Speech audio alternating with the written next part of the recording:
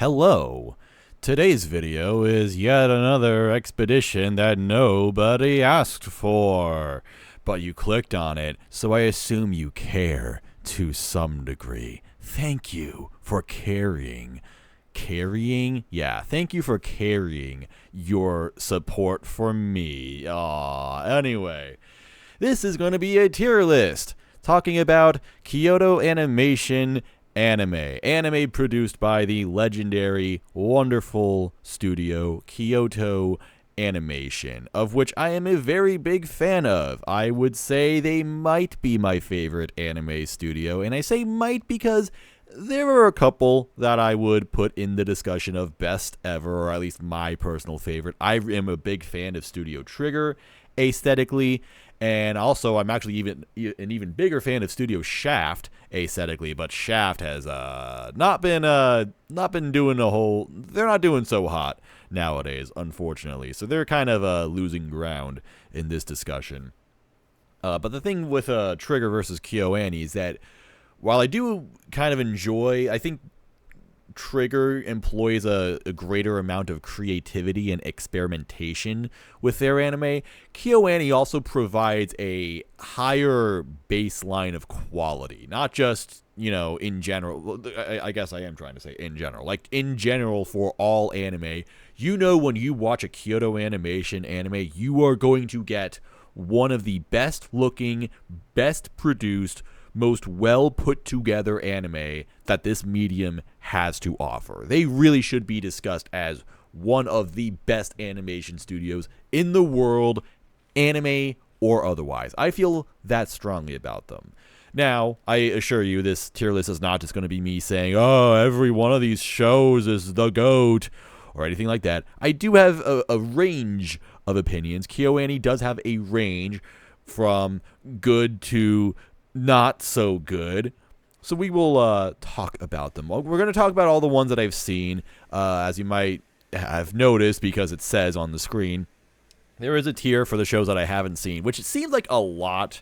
It seems like it's more than half of the possible shows, but then you realize that most of them is actually just free. like 10 of these images are just free or something.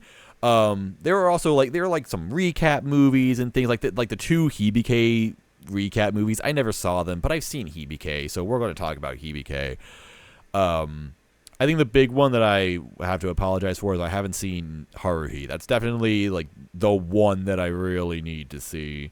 Although, fun fact, a few years ago, me and Bex of the Tokyo Podfathers podcast, we did a little special April Fool's episode, because every season we do our seasonal impressions, talking about all the new anime that come out every season, which happens in April. So we thought, hey, how about for April 1st, we do a spring impressions, but from 10 years ago.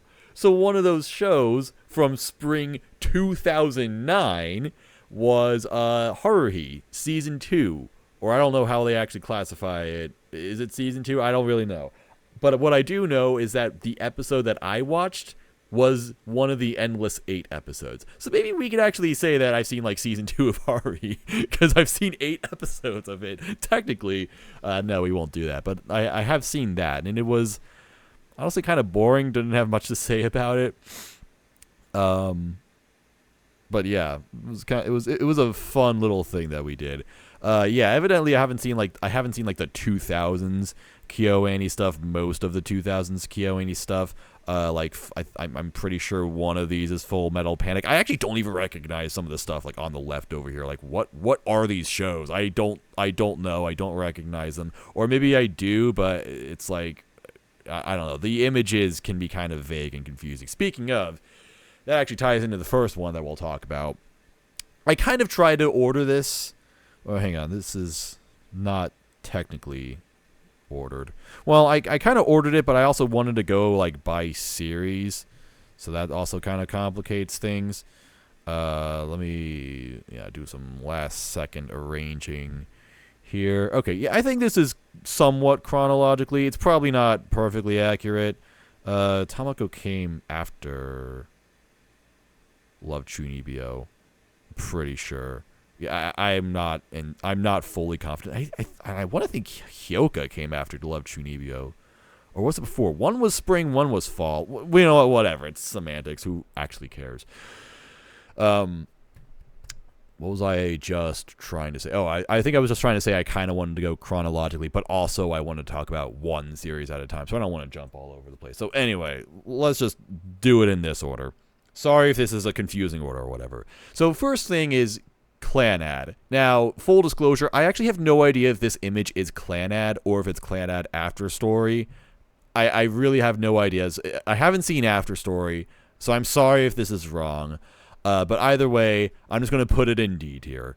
D tier is for the bottom tier, for shows that I genuinely not only dislike, but I couldn't even be bothered to finish them. Yes, I could not even finish Clanad, and this is much less of a Kyoto Animation problem and much more of a Key problem. Key is a visual novel developer that is mostly famous for Clanad. So that's a visual novel that got adapted into anime by Kyoto Animation. Key, or rather the lead writer of Key, Jun Maeda, would go on to create some anime of his own that would be kind of in the same style, but they wouldn't be visual novels. They would just be just original anime. So those were Angel Beats, Charlotte, and The Day I Became a God. And I absolutely cannot stand this man's writing style whatsoever. Just the insane tonal whiplash of like the really heavy-handed emotional plot points and then the also random kind of comedy. It's too much. It never works on me. The emotional beats never hit, and the comedy, like, admittedly will sometimes hit because sometimes it will be so ridiculous that it's like, okay, you know, that was a good joke. You know, everyone remembers the rocket chair from Angel Beat. That's a funny scene. That's a nice joke right there. But it's like, what does that really do for the series overall? It just feels like a distraction to me. And yeah, Clanad is just another example of that. I don't even really remember that much of what I watched. I only watched 4 episodes or so and very quickly decided that I am just not going to enjoy it. Because another thing about Clanad, and this is what I hate for many anime in general, this is like a very common thing people will talk about with anime, where the anime starts off maybe not so great. Oh, but the ending, that's like where everything really pays off, and so that makes it all worth it. Essentially, I had this video a long time ago. It's a shit video, but I still stand by the point that I was making, which is that saying that a story progressively gets better is not a defense for it being bad in the first place, essentially. And so what I hear about Clanad all the time is that for 40 episodes, it's a bad series. It's at best a mediocre, a very mid series. But then the last 8 episodes of After Story are like the greatest 8 episodes of anime ever. It's like peak fiction, zenith of the medium type of stuff. And I personally think if you have to suffer 40 episodes of crap just to get to that point, then those last 8 episodes are not going to be good. I just don't believe in that whatsoever. That sounds like Stockholm Syndrome to me. You know, Clanad's a very extreme case of this, because this can just apply to like 12 episode series or something like that. I think my personal go-to example is like Black Clover. I saw the first 5 minutes of Black Clover when that anime came out, and I'm like, I'm not watching this. I don't give a fuck. I am not watching a show with this main character, and that's a show where everybody's like, oh, well, Asta develops over time. He gets better. The series gets better later. You're really missing out by not suffering through all of his annoying screeching for, 50 episodes. Like, you know what? Then fine, I'm gonna miss out. I'm fine with that because I really don't want to have to go through all of that.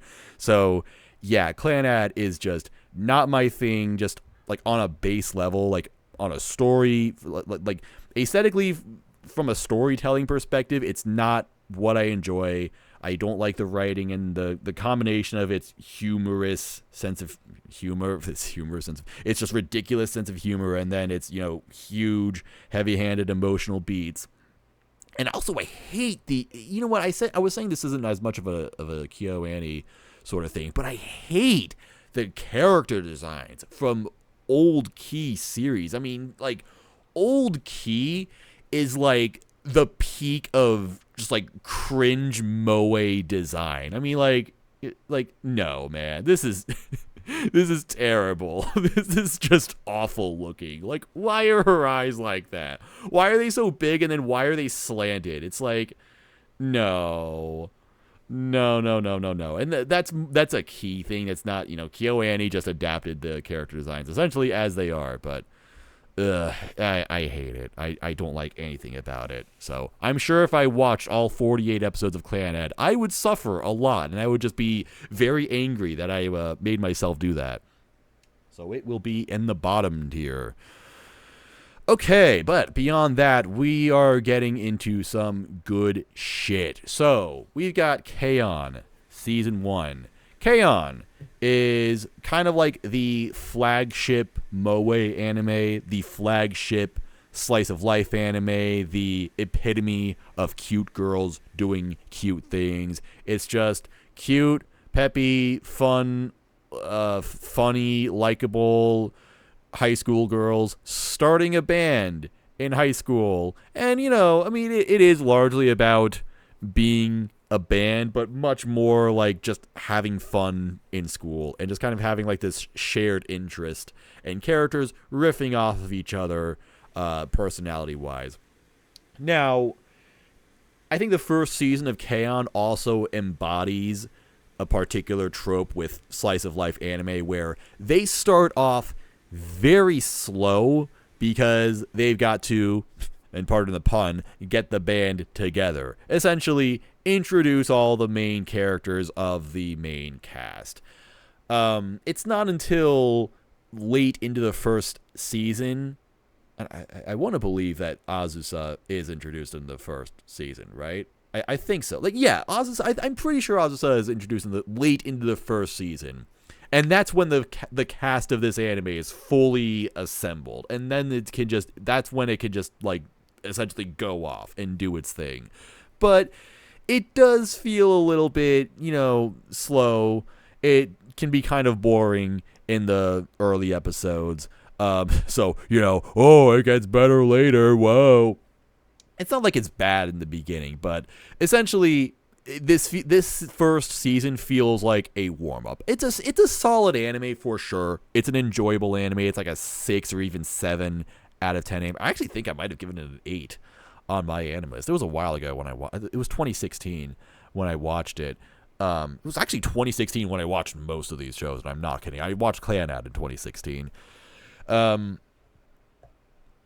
Yeah, it's just a fun series. What I'm trying to say though is that it's a setup for what is ultimately like, the good stuff. So when you get into season 2, that's when you get into, that's when the band can just do their thing. That's when you've got the cast fully assembled. You don't have to, spend time learning about everybody individually, and then kind of having to see how they interact with each other. It's like, all right, season 2 starts, and you know who everyone is and what they're doing, and it's just like constant fun. Like, I don't even really know what to say beyond that. It's just really freaking enjoyable. Every single character in the main cast is just an absolute bundle of joy to watch. Like, it's one of those shows where everyone picks their favorites, and there's no real like winner or loser in this. It's like, okay, you think Azusa is the best character? Like, okay, I think she's the worst, but I also don't think she's bad. She's not a bad character. She just appeals to me less. I personally really like Mugi. I think that she's the funniest one. And, it's just one of those kinds of shows. Just every single character is great. They're all great individually. Like, what I love about KyoAni is that each character has a very strong personality on their own, but then they will have these moments where all 5 of them will like be locked in, and then they will just it's like they share the same. It's like they're all the same person. They're all doing the same thing. Or it'll be like a 2 at a time or 3 at a time doing the same thing, and that's it. It sets up a lot of really great like comedic moments, not just individually but as a group as well. It's a very, very great series for like group comedy. Skits involving multiple characters at the same time. And then this season also has the advantage of length. Season 1 is only 13 episodes, maybe 12, but Season 2 is 26. And so this means that you end up spending quite a bit of time with these characters. And so when it ultimately comes to an end, it really feels like it's been a long time, and they make note of that. That is kind of like the end game of this series. It's like, oh, it's going to end at some point. We're going to graduate high school. Like, we're going to grow up and we might be doing other things. We might not even see each other all that much. It's one of those sorts of things. It's just like the bittersweetness of growing up and moving on in your life. So those last few episodes, they end up hitting pretty hard emotionally. Like, for such a fun and just like fluffy and sweet and almost like, I guess some might say, turn your brain off kind of series, it really has some strong emotional writing in the back half. So ultimately, I would put KyoAni in the S tier. Like, this is one of my favorite anime of all time. I love KyoAni. Season 2 is definitely like Season 1 is the warm up, and it's worth getting through so you can get to Season 2 where it's like, all right, this is where it establishes itself as like the queen of its genre. This is one of the best slice of life. Like, there's a reason why this is one of the, or maybe even just outright the most iconic slice of life anime ever. The most iconic cute girls doing cute things anime ever. It deserves the hype. And then beyond that, we've got the KyoAni movie, which is interesting because it came out after Season 2, but it takes place during Season 2. There's almost like, there's kind of like a couple episodes in KyoAni where I think it's mostly just focused on Azusa, and they establish that like, oh yeah, the rest of the band is like going to go off on this trip and they're like going to do this thing. So yeah, most of the main cast is like weirdly absent for a couple episodes, and then the movie is essentially just about that. The 4 main cast, like the original the first 4 members of the Light Music Club, the KyoAni, they I believe they go to France. They go to Paris or something, and they just like it's just more KyoAni, honestly. Like, it's not even like anything new or different for the series. So in a way, it doesn't have like the emotional weight of Season 2, but at the same time, that makes sense. Like, it takes place during Season 2. It takes place before the emotional climax. There isn't even really that much of a climax to the movie. It's like they essentially just play a show, and it's like for a second things go kind of wrong, but like the adults are just like, it's cool. Look at these high school girls playing music. Isn't that fun? That's great. It's just like a good time. That's all it really is. It's kind of like, it feels like an encore to a very, very good series. It is just it's just solid. Like, obviously, if you like KyoAni, this is worth watching. Overall, I would put it in A tier. I think it's neatly sandwiched between the top 2 tiers. I should zoom out a little bit, shouldn't I? Is that better? So you can actually see the full tier list as we go along. That might be a little bit better. It makes all the images a little bit small, but we can hopefully you can follow along with that. But yeah, KyoAni movie, it's good. It just kind of exists, but just having more KyoAni is good because KyoAni is a good series. And then right after that, I tried going in chronological order. I believe Season 1 of KyoAni was 2009, and then KyoAni Season 2 was 2010. 2011 gave us Nichijou. Now, if you know me, you know that I love me some Nichijou. Nichijou is just one of the most insane comedies you will ever see in your entire life. Not just because a lot of it is kind of spontaneous and random humor, but it is expressed in the most extreme and often elaborate ways imaginable. It is just a show where KyoAni decided, you know what, we're the coolest animation studio ever. We are just going to over animate the absolute hell out of it. If you just want to know what Nichijou is, just like look up some clips of it, and then you'll probably be like, okay, I don't know what this show is. And then understand that if you watch all 26 episodes of it, you're probably not going to understand any more of it. But, I mean, you'll at least understand, like, who the characters are and just kind of, like, what they do. It's just kind of like a lot of moment-to-moment humor and just kind of random scenes that sometimes connect together and can tell some stories. Like there is some storytelling to Nichijou. And especially in the second half where characters will converge. So basically, like, the main thing of this anime is that there are lots of different characters in this particular neighborhood. And it's not like each scene is it's not like each scene is, you know, one individual character. Like, there's, like, basically the two main stories, I guess, are the story of Nano, a teenage girl who's actually a robot constructed by an 8-year-old who just calls herself Professor or Hakase. So it's those two. They have, like, most of the screen time, and then the other like, you know, major plot line is the three girls, Yuko, oh fuck, I forgot their names. Yuko, Mio, and Mai. No, I didn't look it up. Look, it's just been a while, okay? It's been a while since I've seen Nichijou. I also saw Nichijou in 2016. I specifically remember this because it was my 100th completed anime on my anime list, and I completed it on the day that Pokemon Sun and Moon came out.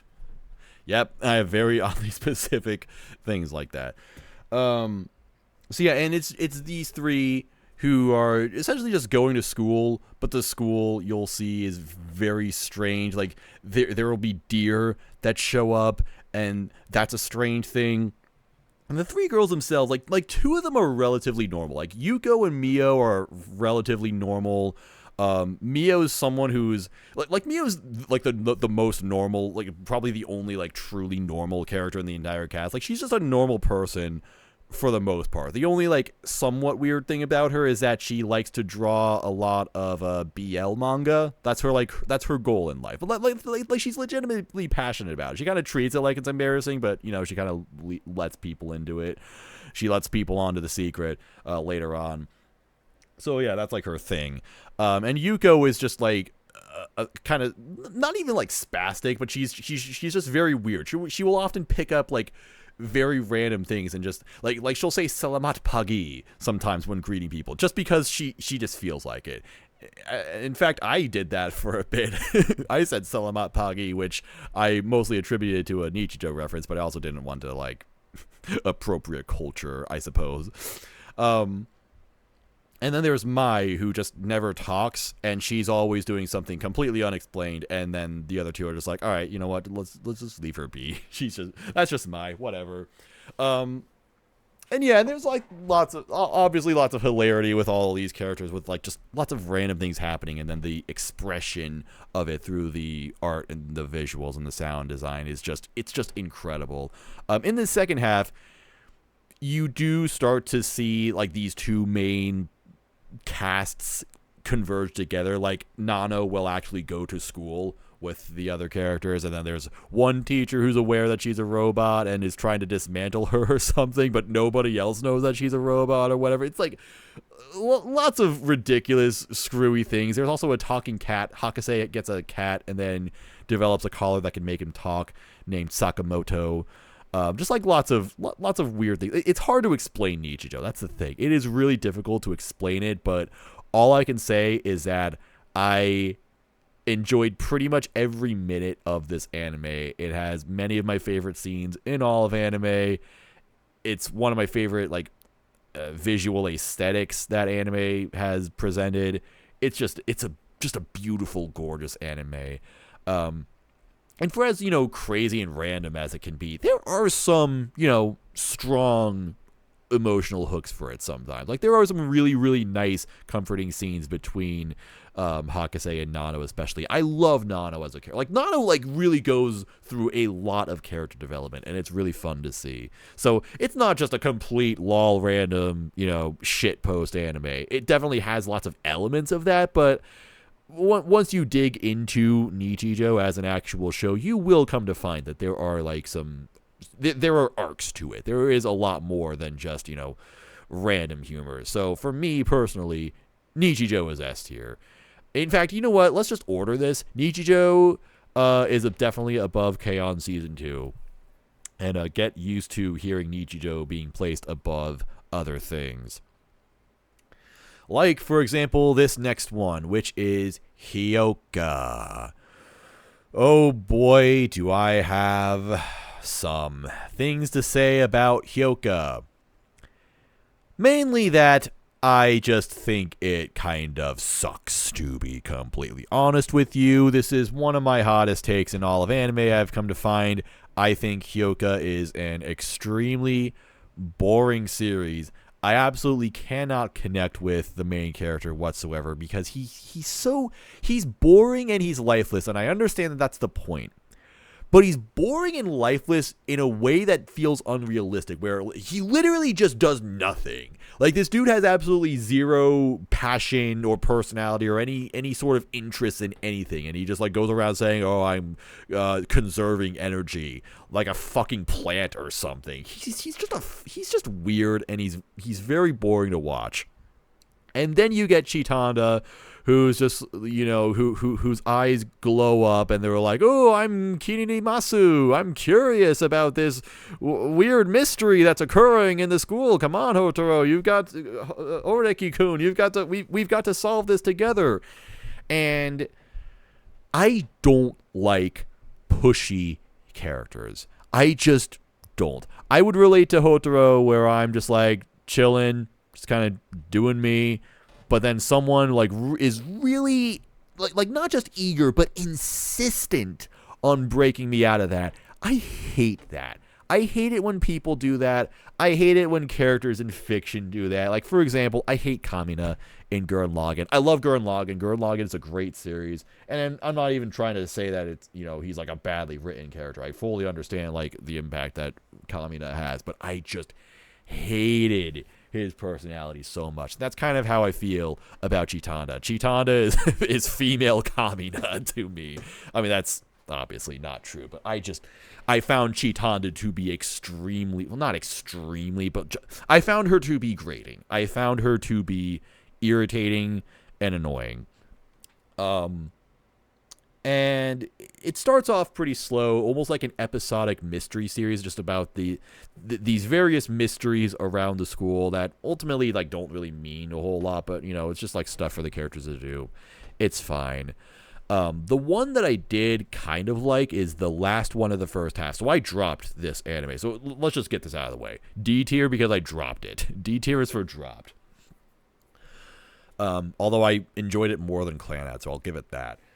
So the last thing I remember is that there was like a 4-episode arc or so where the film club was making a short film. However, the writer for the film became very ill, so she was unable to finish the screenplay. So the film club just filmed what they had to work with. They essentially created one half of a movie, and so they tasked Oreki and his friends to write the other half of the movie. And it's a mystery. It's like a whodunit sort of mystery. So they have to figure out how the mystery would make sense in a satisfying way in this short film. They had to, finish this mystery for them. And so over time, they will ultimately do that. And it's not only clever, but I actually predicted it early on, and it was almost like a shit post for me. I just like came up with an answer that I thought would be just kind of goofy. But then as time went on, I'm like, oh wait, this seems like a much more realistic possibility than I was giving it credit for. And then it turns out I was right all along, and I'm like, oh, that's actually pretty cool. So that was like a nice, satisfying mystery. Except afterwards, all of Oriki's friends just start criticizing him because they're like, actually, I don't think the movie was supposed to be written in that way. I don't think that was the intent of the writer because of this and that. And it's like, bitch, he fucking did what he was told and everyone was happy about it. Fuck the writer. Who gives a shit? Like, holy shit. Like, I swear, the last episode I saw was just all the characters being like, yeah, you know what, good job, Oriki, but your ending kind of fucking sucked. And it's like, man, no wonder why this guy doesn't talk to anybody. Now, it is another one of those things where, it gets better later, and I've heard that like my complaints about Hyoko have and will be addressed in the second half if I ever just watch it, but I will say it is generally on my mind that like someday I will come back to Hyoko and I will start it over, I will give it a second chance, and I will intently finish the job. So that will happen someday. When, I don't know. I've been saying this for years that, someday I will come back to finish Hyoko. This was another 2016 show for me. But yeah, like for what it's worth, I dropped it, but I didn't think it was like completely terrible. I think I gave it like a 4 or something. So, there are worse anime out there, like Clannad. But I just didn't. I just got through that first half, and I'm like, I don't want to watch more of this. I will say, however, the one thing that Hyoko does have going for it that I will not deny is that it is maybe potentially the best-looking TV anime ever produced. And it was produced in 2012. If Hyoko came out today, people would be losing their minds over just how insanely good it looks. There is no denying that Hyoko is just incredible. I mean, take the absurd expressionism of Nichijou, take the crazy experimentation of Nichijou, but then apply it into a much more complexly designed anime. Like, Nichijou kind of gets away with having so much frames per second animation, essentially, because it's very simple in its design work. Hyoko is where they're like, all right, we're going to have, I guess, normal looking anime characters and like, proper backgrounds and all this. Like, it's going to look, very detailed in general. And also, it's going to be insanely well animated. It's just like, just watching it almost doesn't feel real. That thing I was talking about with the movie mystery, I swear, the way they present this, I swear, this is like I don't remember how long. It was anywhere between 5 and 10 minutes, and it is animated in first person. It is a first-person animation that goes on for several minutes. Like, the background moves along with it. There are characters in the background. The perspective changes. It's like, it is one of the most mind-blowing things I have ever seen in my life. It's like, how the hell did they do this in 2D? No less. Like, I think the background work might have been 3D, but still, like, for them to do that, and for such an incredible amount of time. Like, I always recall, I say I always recall, but like, if you remember in Chainsaw Man, the episode with Himeno in her apartment just kind of like stumbling around, there's like a 5-second cut where it's in first person when she's like going onto the bed with Denji. All right. And you can kind of tell they couldn't really get that exactly right. The perspective kind of skews a bit. It just looks like it was a bit too much. Okay. Nichijou has that for several minutes and it was made 10 years earlier and they've gotten it essentially perfect. I don't remember if it was essentially perfect, but at least perfect enough where you could be like, damn, they did a really good job with this. It's insane. It is bonkers what they did with Hyoko. Yeah, it is just an absolutely insanely produced series. This is where I think, if there was any doubt that KyoAni was the best anime studio out there, then this show like had to have just crushed it. It's like, okay, yeah, Kyoto Animation top 1. Everyone else just go home. If you're not doing what these guys are doing, just like that's a skill issue right there. They just showed up to stomp on everybody, curb stomp everybody, and be like, get fucked. You cannot do what we are capable of. They would tone it down for their next several series, however. So first off, we've got Love, Chunibyo, and Other Delusions. This is going to be the next 4. So Love, Chunibyo, and Other Delusions I watched in 2020. And there's a funny story about it where I posted a poll on Twitter, and it was to make fun of people who were like, this was kind of like a controversy. I saw a bunch of people doing this, and then I saw a bunch of people making fun of it, where people would be like, oh, hey, Twitter, what should I watch next? And they would list, a few anime and put it into a poll, and then the popular one would be whatever they decide to watch, and then people would make fun of it, be like, just watch whatever the fuck you want. So I did this by listing off 4 popular anime that I kind of think about seeing. I remember one of them was Durarara, and another one was Haikyuu. So, I had this poll. I'm like, all right, vote on these 4 anime for me to watch, and I'll watch the most popular one. And Haikyuu was dominant. Like, I'm pretty sure Shaw passed it around to get her Haikyuu friends to make me want to watch Haikyuu. But all along, I had no intent of watching any of those. All along, I was just going to watch Love, Chunibyo, and Other Delusions because I simply wanted to. Because at that point, it had actually been a while since I watched an anime simply for the sake of wanting to. Like, every anime that I'd watched from, 2017 to 2020 was because it was part of the seasonal chart, or it was related to something, like I watched it to compare it to something else, maybe, oh, this anime is airing, so I'm gonna watch this anime that's kind of closely related to it.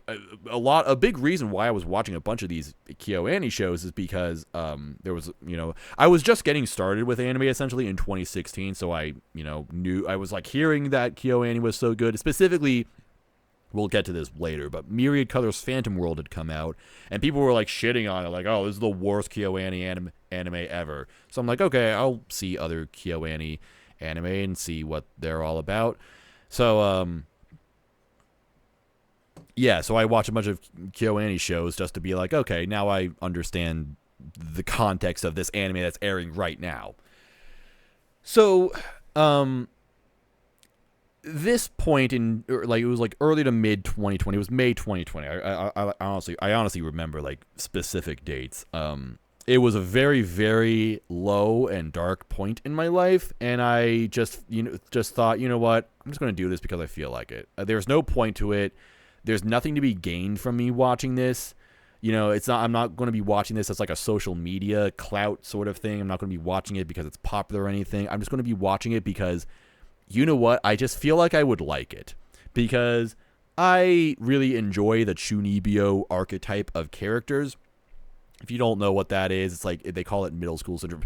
If you don't know what it is, watch this anime and then they explain it to you in great detail. But if you've seen Steins Gate, Okabe is a Chunibyo. Megumin in Konosuba is a Chunibyo. Several of my favorite characters of all time are Chunibyos. I just think it's a very enjoyable, very humorous character archetype. And so I wanted to watch this anime because I'm like, I think I would just enjoy it. Just that, and that's it. So I did that, and man, I loved it so much. I just absolutely enjoyed my time with this anime a lot. And it has a lot of it brings back a lot of positive memories, because like I said, I started watching this at a very dark point in my life because I was dealing with this chronic shoulder injury that I did not understand at all. I had no idea what was going on. It literally felt like my right arm was falling off of my body. I could barely even drive myself into work because I couldn't hold up the steering wheel for more than a few minutes at a time. It was awful, and I had no idea why this was happening. I even saw a specialist, and they basically told me to fuck off. It was just a terrible and terrifying ordeal that made me feel absolutely horrible as a person. And so I just randomly put on this anime that had nothing to do with any of it. But as I did, I started getting help. I finally saw someone who explained to me what was going on, and I worked through it. So watching Love, Chunibyo was kind of synonymous with my recovery from this, and that's why I have like such strong feelings about it to this day, and why I have such like fond emotions of it. But also in general, it is a really good series. Like that's another thing. It's just a really good series in general. It tells a story of this very erratic and unusual character, and someone who's just kind of like, I don't know, dealing with her.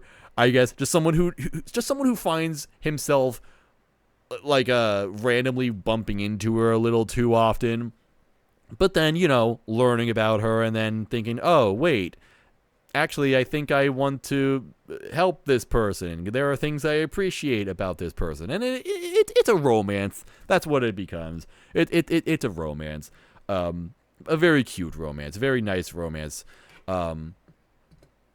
Yeah. And it surprised me how much I enjoyed it and just like how good it is in general, because KyoAni is a studio where you've kind of got like the consensus top tier. Hyoka goes in there for other people. K-On goes there. Some others that we'll talk about down the line. Love Chunibyo is not a series that a lot of people talk about as like, one of the better KyoAni shows. Like, it's popular. A lot of people have seen it, but it just kind of exists in their catalog. I'm here to say that Love Chunibyo is a really freaking good series. I'm going to put it in A tier. It is definitely worth your time. It is definitely worth watching. This one right here is the recap movie. I'm just going to put this in C tier. I watched it because I just felt like it. It was kind of fun. There is a pretty good joke in that there are a couple of side characters in this series that are just not worth your time at all. Whenever they show up, it's just like, okay, here's this fucking loser. This is a dumb scene. And so the recap movie essentially like just cuts them out entirely while also making note of that. It's like, oh yeah, some weird stuff happened and no one cares. Let's just move on. Like, I remember there was like an episode or two dedicated to like the bald character or something, or a character who eventually becomes bald, and he's just a lame character. It's like a bad episode in the season, and so the recap movie is like, yeah, you know what? We're not going to talk about this. This didn't happen. Move on. So that was pretty funny. It's not really like bad or anything. It's just a recap movie. It just exists. It's just the first season condensed into 90 minutes. Nothing more than that. It was mainly made to advertise the second season that came out a couple years later, Love Chunibyo Heartthrob. And this is it's an odd sort of installment. It's very controversial. It's honestly like one of those series that people look at very negatively, to the point where people are just like, yeah, Love Chunibyo, just watch the first season and then ignore the second season entirely. It doesn't exist. Love Chunibyo never got a second season. I don't think it's really on that level, frankly. Like, it's not a train wreck or anything. It introduces a new character who, brings in some romantic comedy hijinks and all that. There's some development between, Yuta and Rika, the main couple and all that. But I did find myself at the end of the season finding very little to take away from it. Like, it's almost like they just, like, it feels like a lot of the season is just kind of hijinks, and not even necessarily like going through the motions or, reiterating things we already knew. It's just like, I just think the new character didn't really add much to the story, and by the end of it, you just kind of like forget whatever happened. Like, I don't even really remember all that much about what happened with this character. Wasn't her name Ren? I don't even remember her name completely. Or was the name of the season Ren? I don't know, dude. Again, it wasn't like bad or anything, so I'm not entirely sure why people look at this second season as like this abject horror, this completely terrible series. This completely horrible installment that just like ruins the series. I don't think it's that bad. My takeaway from it is that if you like the first season a lot, you can watch this and understand that it's not going to like ruin it or anything, but it's definitely not going to add anything to it either. So I remember giving this a 7. I'm wondering if I put it in B tier or C tier. I might put it in like high C tier. We'll see how this goes. I do want to balance this tier list out, but this is also kind of relative to all anime specifically, not just like KyoAni anime. Yeah, like Love Chunibyo Season 2 is fine. It's just very fine.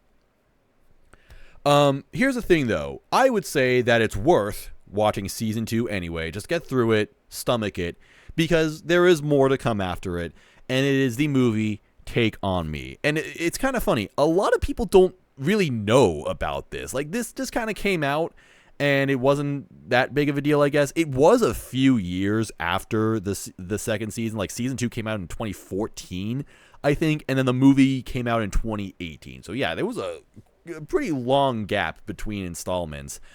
And I think because it already had a recap movie, maybe people assumed that this was also a recap movie. It is not a recap movie.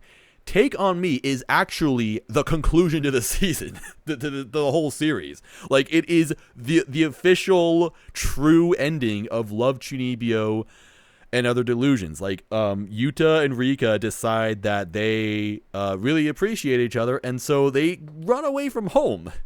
I forgot what. Oh, I think it's because Rika's sister, who is actually my favorite character in the whole series. Rika has an extremely fucking hot older sister who is just an awesome character. So she is going to start a career in Italy.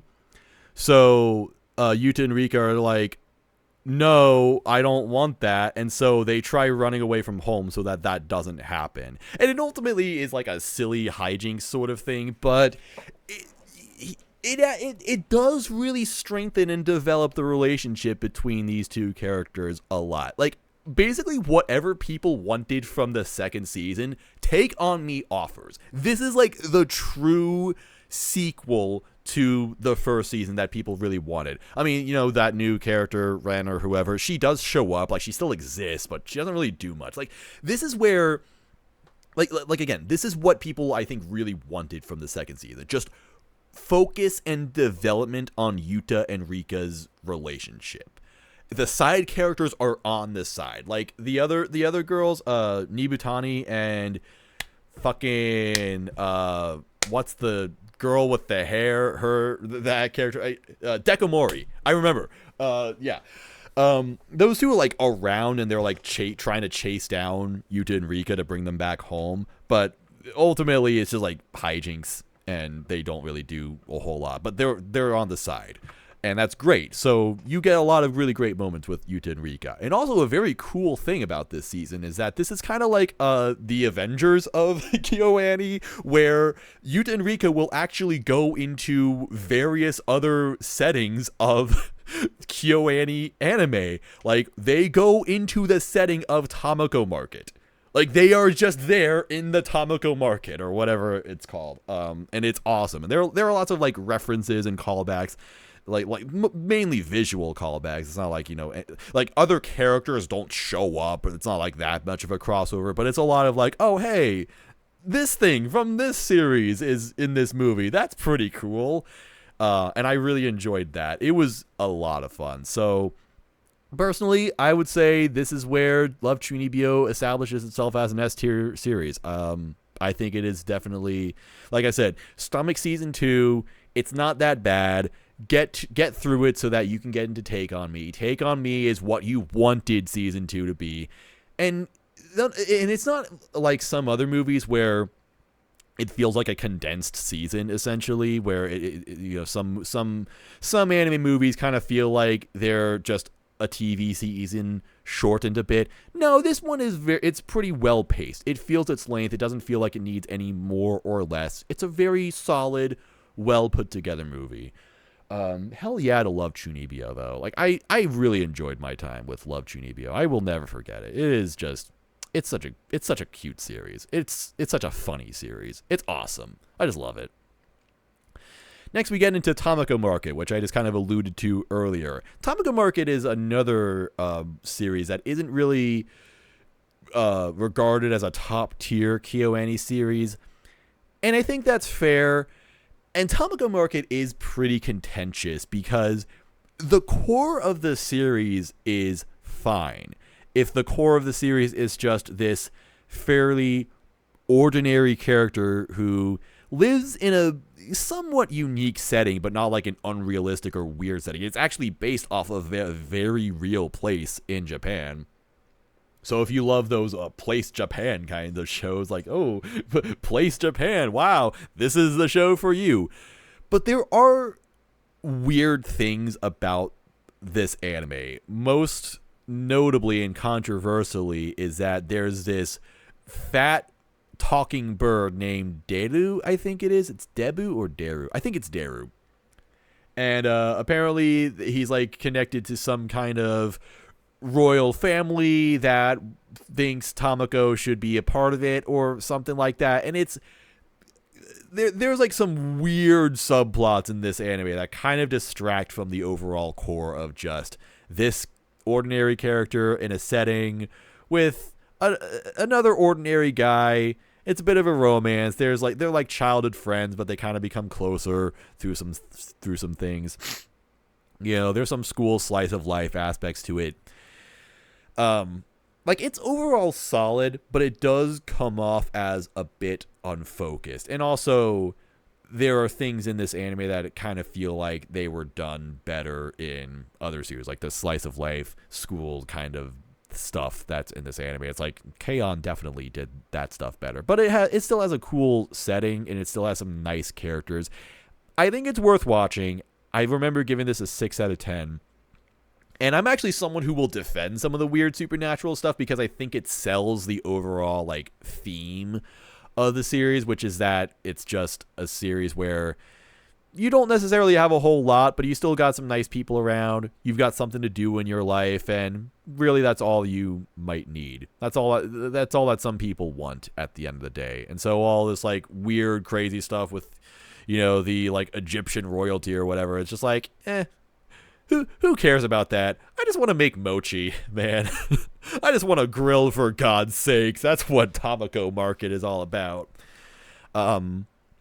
It's a fun series, but I can definitely see why people really don't vibe with it. And even as someone who will defend some of the weirder parts of the series, I do still concede that, yeah, it's just an okay series overall. However, kind of like Love Chunibyo Season 2, it's worth stomaching so that you can get into the true conclusion to the series and essentially the installment that I think people wanted it to be, which is Tamako Love Story. And that's exactly what it sounds like. It's Tamako Market, except less emphasis on the market, less emphasis on the setting, lot less emphasis on things going on, and much more emphasis on the two main characters. And you come to find that they are an incredibly sweet and adorable couple, and you want them to grow up healthy and happy. And that's about it. It's still not a series that I think is like elite or anything. I think that there, you know, are like better romance anime that KyoAni has done, or at least will do. There's better like character writing that KyoAni has done or will do beyond this point, but it is still good. I would definitely say it's, well, I don't know if definitely. I would put it in B tier. I remember giving this like a 7 or an 8. It's a solid movie. It's a movie, by the way. Tamako Love Story is a movie. Tamako Market is a TV season. So pretty short series, all things considered. Like everything we've talked about to this point has been like the shortest one is Hyoka at 24 episodes, or wasn't it 26 actually? Whatever. And Nichijou also had 26 episodes. Like KyoAni does lots of full, complete series. And Tamako is one of them, but it's relatively short compared to the others. Okay, took a small break. What do we got next? Oh, boy. Oh, can I go on break for another, like, 6 years? Oh, no. If you could see me right now. Oh, I'm rubbing my forehead, guys. Oh no. Oh, you won't like me when I'm rubbing my forehead. Oh no. Oh no, guys. Oh no. No. Oh no. Listen, y'all. Listen, okay? Listen to me. Listen,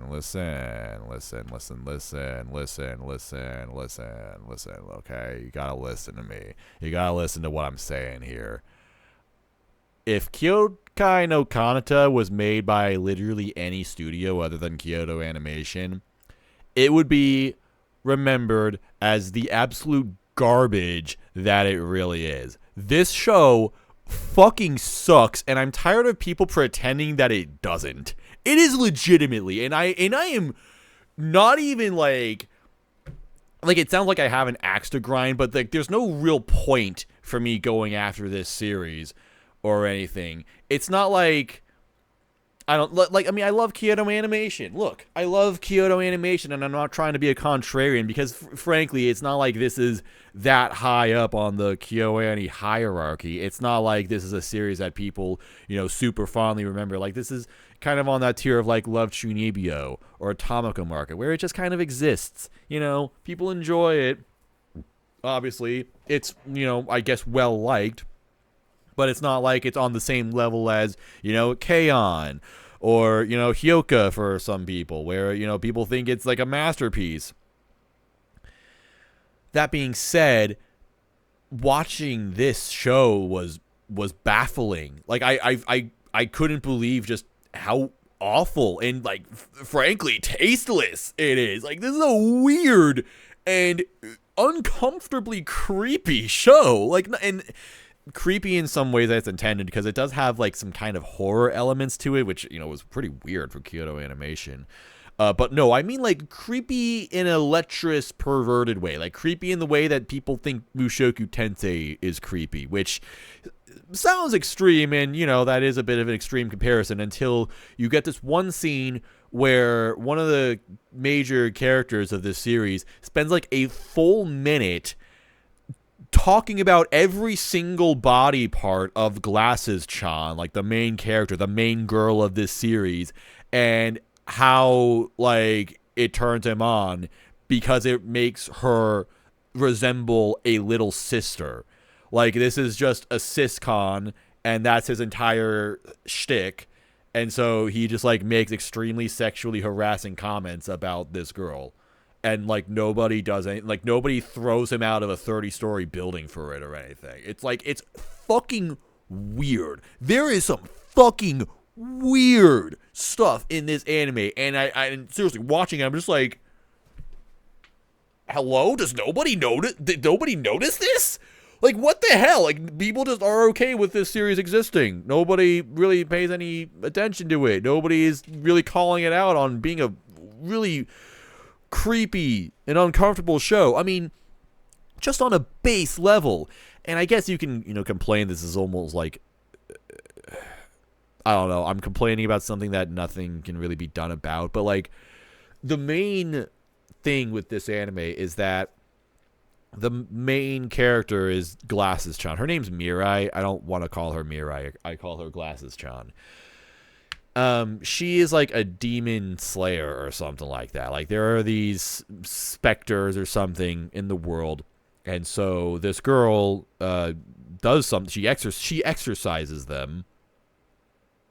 I was trying to think of some other term. She exercises them by using a sword that she creates with her own blood, which is hardcore as fuck and awesome, and not something you would expect Kyoto Animation to do, I don't think. But that's like her main thing, except I think she like feels bad about it, or for whatever reason she makes basically no money off of this, so she doesn't eat a whole lot, and she's using her blood to fight. So this girl is unwell physically. She is sickly. It is established in the show that she suffers from anemia, and yet she is presented like a beautiful, perfect, extremely adorable character design that everyone would just want to look at, I guess. She is just presented as this adorable, wonderful being. You would look at this character and think nothing is wrong with her. Like, yeah, here we go. Like, would you look at this character and think that something's wrong with her? Would you look at this character and think that she looks physically ill? Because that's kind of like a major thing in this show, that she is physically ill, but there's nothing to suggest that. And then again, there's lots of like really weird and creepy dialogue from multiple characters. It's also like, I don't actually think she's the main character. I guess you could say it's the guy who's the main character, but whatever. Lots of like creepy sexualizing comments about this girl in this anime in very uncomfortable ways. And despite having like a kind of serious and very dark core narrative, I suppose. It's very silly still in like ways that KyoAni would still just generally do, where, you know, they like their slice of life, they like their rom-com kind of hijinks, and it really just got in the way of whatever kind of story it was trying to tell. Like, I dropped the anime before actually getting to this. I'm pretty sure I dropped it during this episode, but didn't actually get to the scene where they have to exorcise one of the demons by doing an idol routine. And that's like one of those things where it's just like, I could understand it being kind of funny because it's just so ridiculous, but for some of the things that go on in this series, for some of the themes of, like, again, like physical illness and also self-harm in this series, it's just way too goofy. Like, the opening scene of this anime is just one of the worst ever. It is fucking horrible. It's so dumb. So, you know how lots of, you know, stories will like to open up with something kind of profound, you know, a quote or something that kind of gets everything started? So this anime starts off with an overhead shot of like a neighborhood going to a school building, and then the main character says, "Suicide is defined in the dictionary as the act of taking one's own life. I think I could go my entire life without committing suicide." I shit you, that is how this anime starts. It is like, wow, so deep. Thank you for describing what the fuck suicide is for me. I had no idea until you told me that. Oh my god, this anime is so profound. It's like, and the whole, it leads into Glasses-chan here jumping off of a building, jumping off of the school rooftop for whatever reason. Main character saves her, but she doesn't like that, so she kills him. But I think the guy's actually immortal or whatever. I don't remember entirely. This was another 2016 anime that I watched. I mean, it came out in 2013, but I watched it in 2016. It was just stupid. Like, everything about this anime to me was stupid. I thought it was stupid. I thought it was tasteless. I thought it was horrible. And, like, to this day, I'm just like, man, nobody else gets that. But I swear it's that KyoAni shield, because KyoAni has just earned so much goodwill, and they've earned it. They have earned it. KyoAni is a fantastic studio. They're a phenomenal studio. But I swear, if any other studio made this anime, it would not have anywhere near the kind of likability that it has with the community. Like, I, for a long time, saw this girl in, like, profile pictures on social media. Like, this was a very popular character design for years and years. I think she's kind of, like, died off and been forgotten about. But, yeah, it's just, I could not stand anything about this anime. I thought it was completely horrible. Like, I legitimately have this as a 1 on my anime list. That's how bad I think it is. Like, I'm not just saying, oh, this is a bad anime, you know, compared to other No, I legit think that Kyokai no Kanata is one of the worst anime of all time. And I am very much alone in this. This was like Eminence and Shadow before we had Eminence and Shadow. Like, Kyokai no Kanata walked so Eminence and Shadow could completely ruin my life for real. I have to come back to this someday to see if maybe I was just overreacting to it, or if it really is as bad as I remember it, and people just kind of give it a pass and pretend it doesn't exist because it's KyoAni. Although that would be kind of funny given some of the stuff that would come later from this studio. We'll get back to that later. I'm going to turn off my webcam because I don't actually want to be seen right now. Oh, that wasn't what I turned up. Whoops. So, yeah, fuck KNK. Holy shit, that anime is so fucking bad. Y'all need to open your eyes and recognize that. I also hear that it has one of the worst endings ever. Like, even people who will defend KNK will say that the TV series has an abominable ending. I have no idea what happens. I think I remember seeing a spoiler for it and thinking, wow, it's terrible. And I've completely forgotten about it since then. I don't want to know about it. Don't tell me. I'll probably watch this show someday. I'll probably watch the ending of it someday. But yeah, it seems pretty bad. It did have a follow-up movie, I believe, or something. So there is that. So maybe it got some, you know, closure a little bit later, but ugh, what a horrible series it was. Just horrible, awful, no good, very bad series. All right. Next, we've got Amagi Brilliant Park. Now, Amagi is, once again, it was kind of like a down period for KyoAni. Like, after Hyoka, it just kind of felt like they couldn't really put together, like, a top-tier series anymore. Like, I mean, sure, they were still making good-looking series, but they weren't, they weren't capturing the hearts and minds of the anime community like they used to. And Amagi Brilliant Park was kind of one of those series. A bit of a different series for KyoAni as well, because I think that in general, KyoAni would stray away from just like outright sexualization of its characters. Like, fan service is the obvious word, but like, I think fan service can be used very broadly. I guess that's just fair to say. Like, the KyoAni wouldn't really have fan service, I guess. Amagi Brilliant Park came along and it was like, we'll dip our toes into some fan service. We'll have some, more revealing, more provocative character designs, I suppose. We'll have some more lewd situations for these girls. We'll do stuff like that. It's a series where a guy is running. He visits this theme park that is actually inhabited by like actual magical creatures. Like magical creatures from however many billions of years ago or whatever. They still exist, and now they just kind of exist in this theme park because it's really the only place they can fit into modern society nowadays. But the theme park's like a total piece of shit. And so it's this guy has to rebuild it, essentially, make it a relevant theme park once again, so that it can actually make money and operate. It's basically Roller Coaster Tycoon, the anime, and that's pretty fun and awesome. So there's lots of like weird, wacky stuff. I'm messing with like a styrofoam cup. I'm gonna stop that because it's probably making a lot of annoying noises. Yeah. I have to take the trash out. I have to take my Kyokai no Kanata out. Yeah, it's a wacky sort of a hijinks slice of life kind of series. And overall, it's just kind of okay. I don't really have strong feelings about it, but I will say that it does not get enough credit for its visual presentation.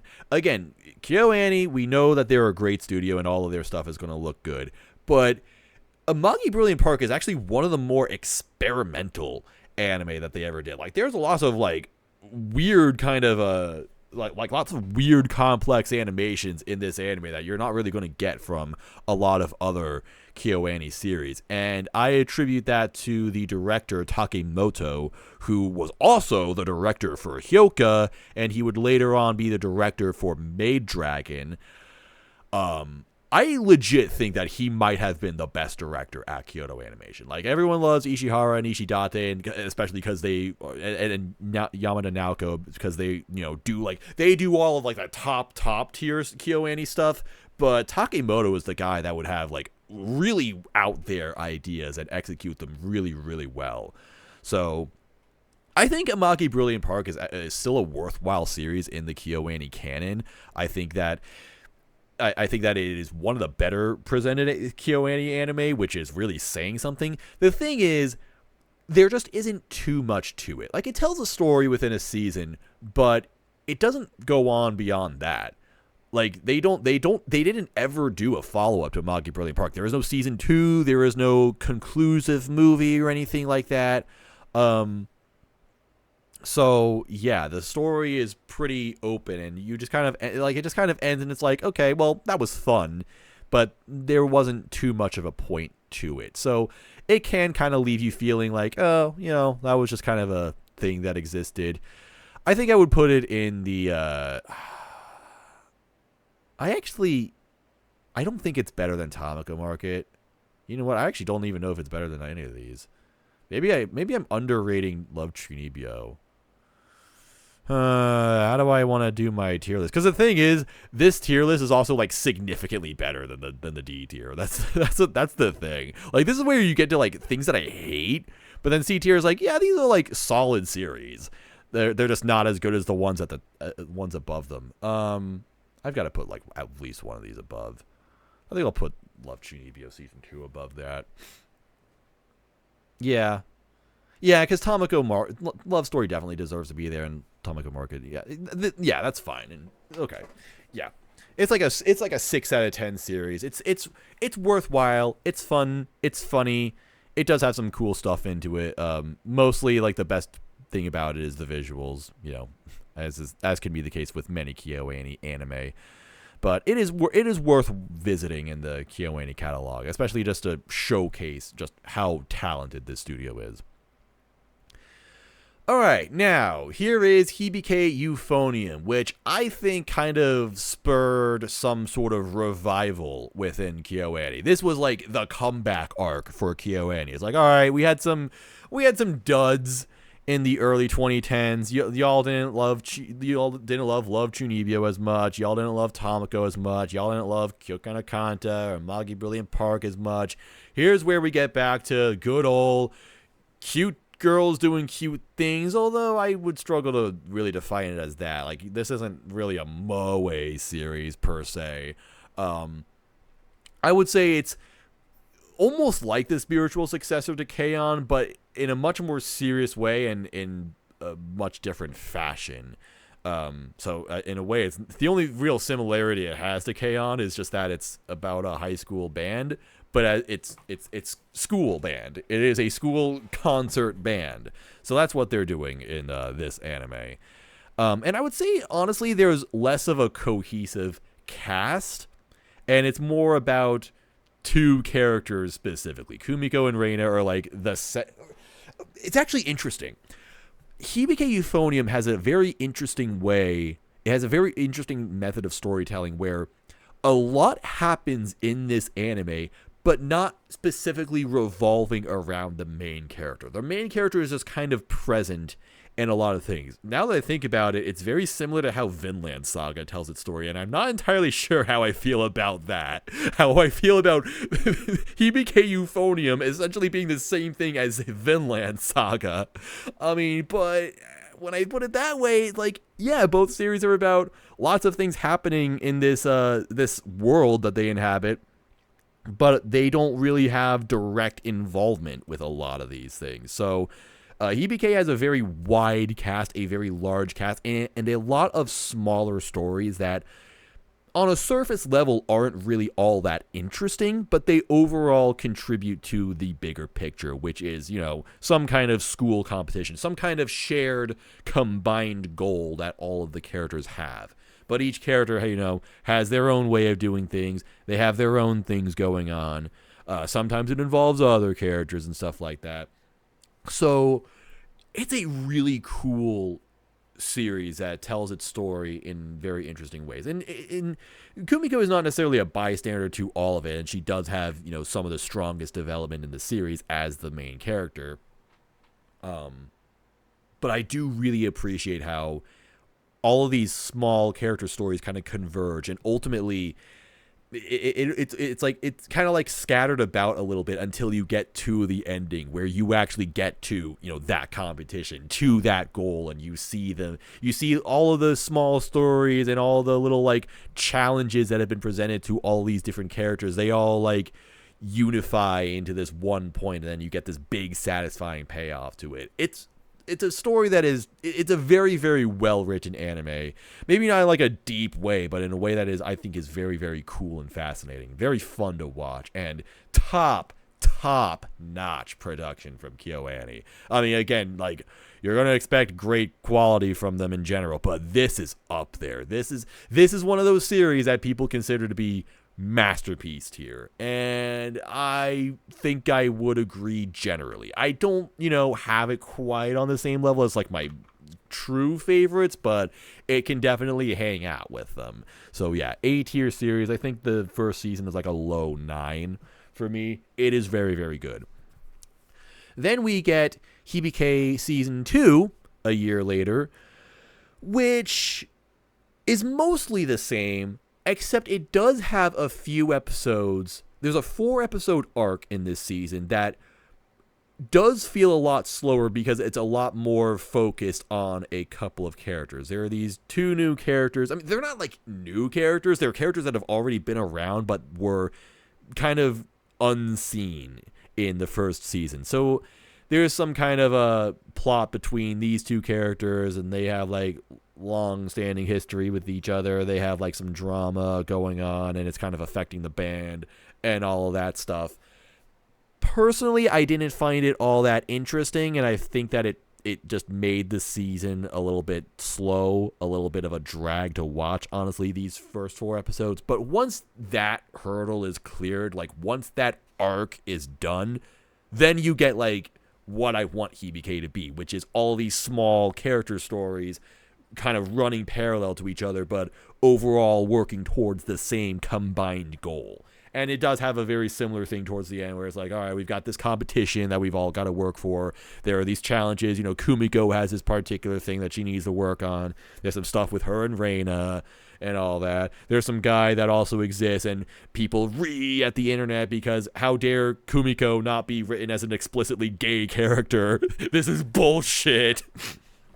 There's also lots of focus on Asuka in this. Asuka is my favorite character. She's one of the older characters, but she's got like some themes of like talent and being born into this particular family that expects certain things from her, and you know, her having this responsibility as being like the leader of the group and all that. Very cool stuff towards the end of the season. I would say that this is B tier, mostly just because I think it needs to be separated from the first season. I think it is a small step down from the first season, but not so much so where it's like, oh man, this really fell off. This was such a disappointing season or anything. Like, it's not as, you know, it's not how people feel about season 2 of Love Chunibyo compared to the first season. It is a very good season, a very good installment of the series. But I don't think it was executed quite as well as the first season. Still does have a lot of the things that make it very good, though.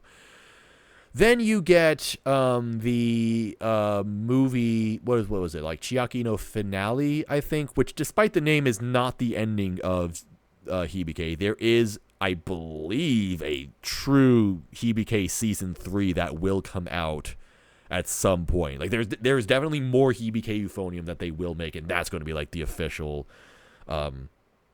finale of it. Instead, this is just a movie. It is a continuation, though. Like, that's the thing. It's not a recap. The recap movies are down here. I didn't watch them. I don't think I need to. Maybe I will at some point, just because I want to like get caught up on Hibike. Yeah, maybe I will when like that 3rd season or movie or whatever it is comes out. Anyway, so the movie for Hibike, the 3rd Hibike movie, essentially, it's odd because it feels like a condensed season. So remember what I was saying about Take On Me and how it felt like a proper movie, and it wasn't just like, okay, here's essentially the plot of a season, but we don't feel like making a full, you know, TV season of 12 episodes. That's like 4 hours long in total. Instead, we'll just condense it down to its most essential elements and make it a 90-minute product. That's what I think they did for Hibike 3 movie. It really does feel like it's kind of jumping around plot points a bit heavily. It still has lots of those things that I love about Hibike. It still has lots of those like smaller character stories, and you know, this big goal that they're working towards. Although I will admit that I don't remember too much of this movie because unfortunately it was kind of overshadowed. My experience of watching this movie was pretty much overshadowed by the fire.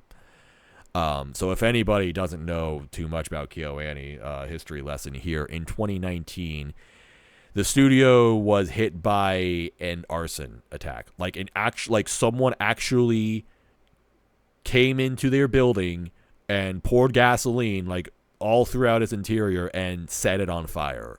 And it actually resulted in quite a few people dying in this studio, including Takemoto, the director of Amagi Brilliant Park and Hyoka and Maid Dragon, and quite a few other people in this studio. it's something that they are only like just recently, trying to move on from. I mean, they're never going to fully move on from it, obviously, but it was legit one of the worst days in like anime history. Like, it was legitimately just an absolutely horrible thing. Like, not, I mean, it was just a horrible thing that happened for the world. Like, it was a terrible thing that happened just in general, but like particularly for anime, it was like it was awful. So that happened, I swear, just a few days after I saw this movie. Maybe even less than that. Like, I swear it was like within the same week. This movie hit theaters for one day, and then the fire happened. Because I remember being pretty distressed by, I thought I had lost my ticket stub, because I always save my ticket stubs for whenever I go to see movies, just as like a cool little thing. I like having physical memories, so to speak.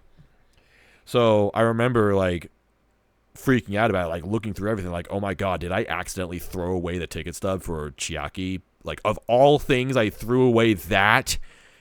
But fortunately, I did have it. I found it. It was kind of a scare for me. I was like legit freaking out about this. I was really distressed about it.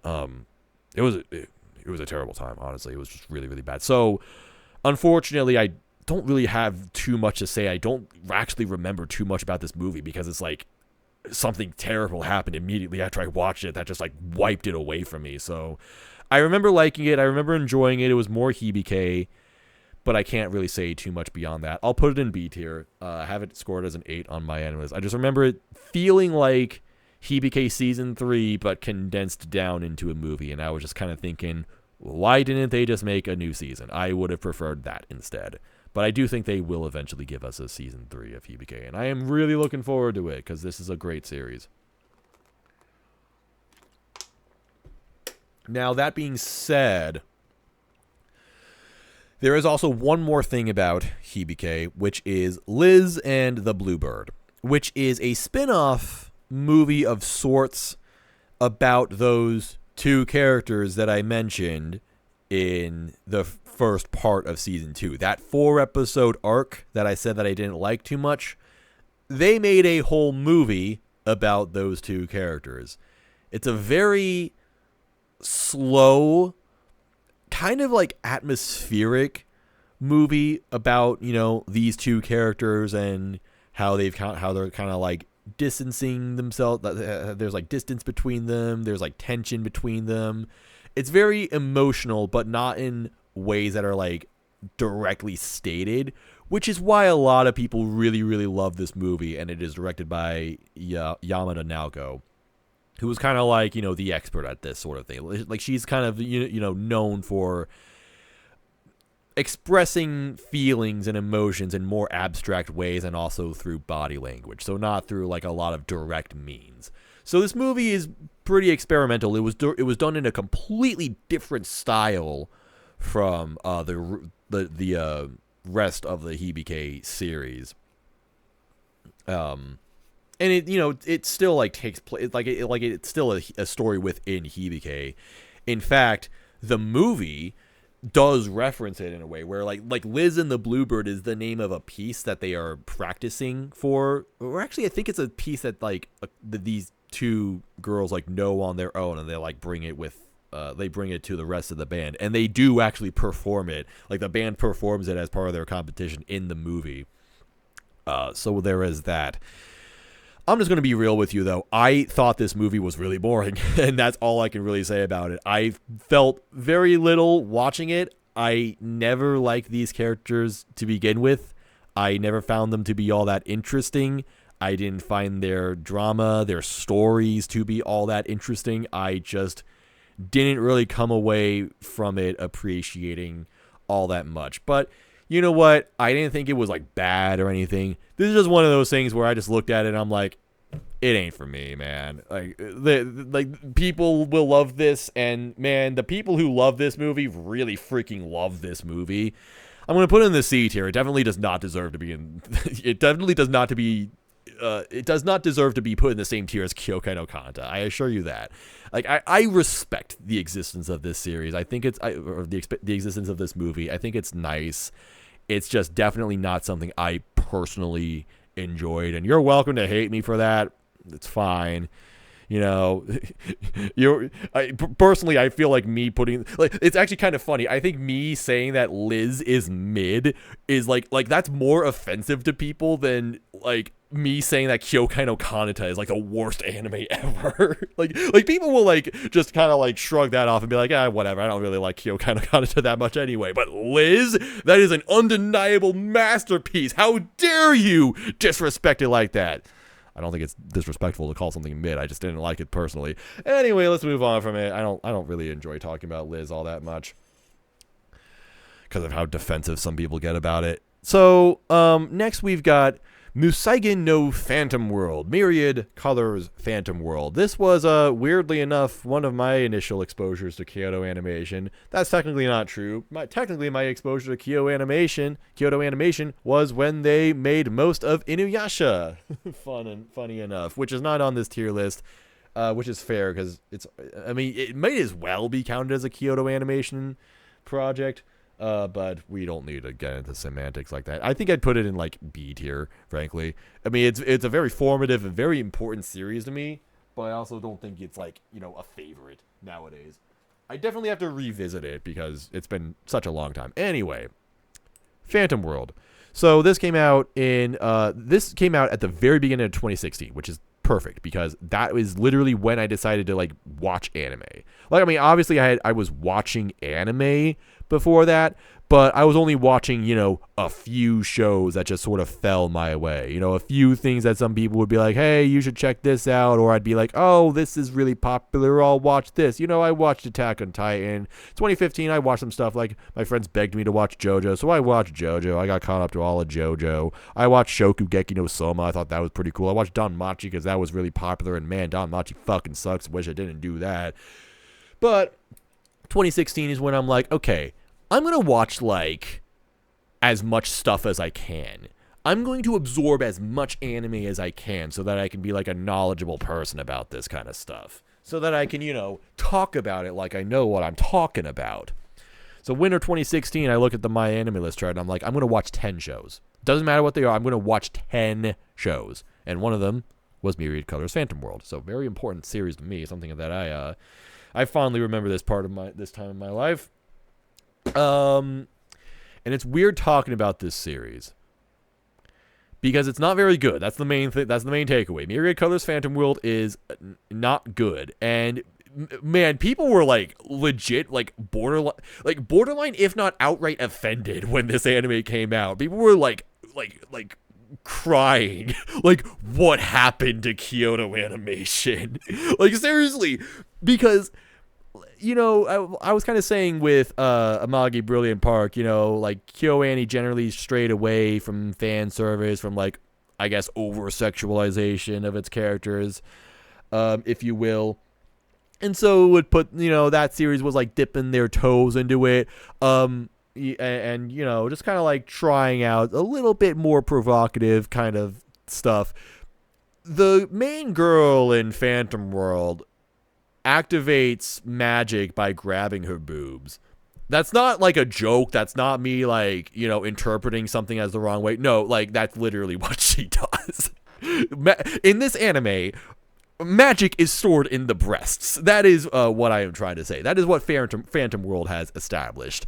There are, and beyond that, there are lots of like ridiculous and absurd situations that, usually result in some provocative sorts of things happening. Very strange, ecchi, like this is essentially a full-blown ecchi series from Kyoto Animation, which was like unheard of. Yeah, very, very strange. And the overall story is lots of like weird hijinks, like phantoms exist. They exist everywhere. You just can't really see them.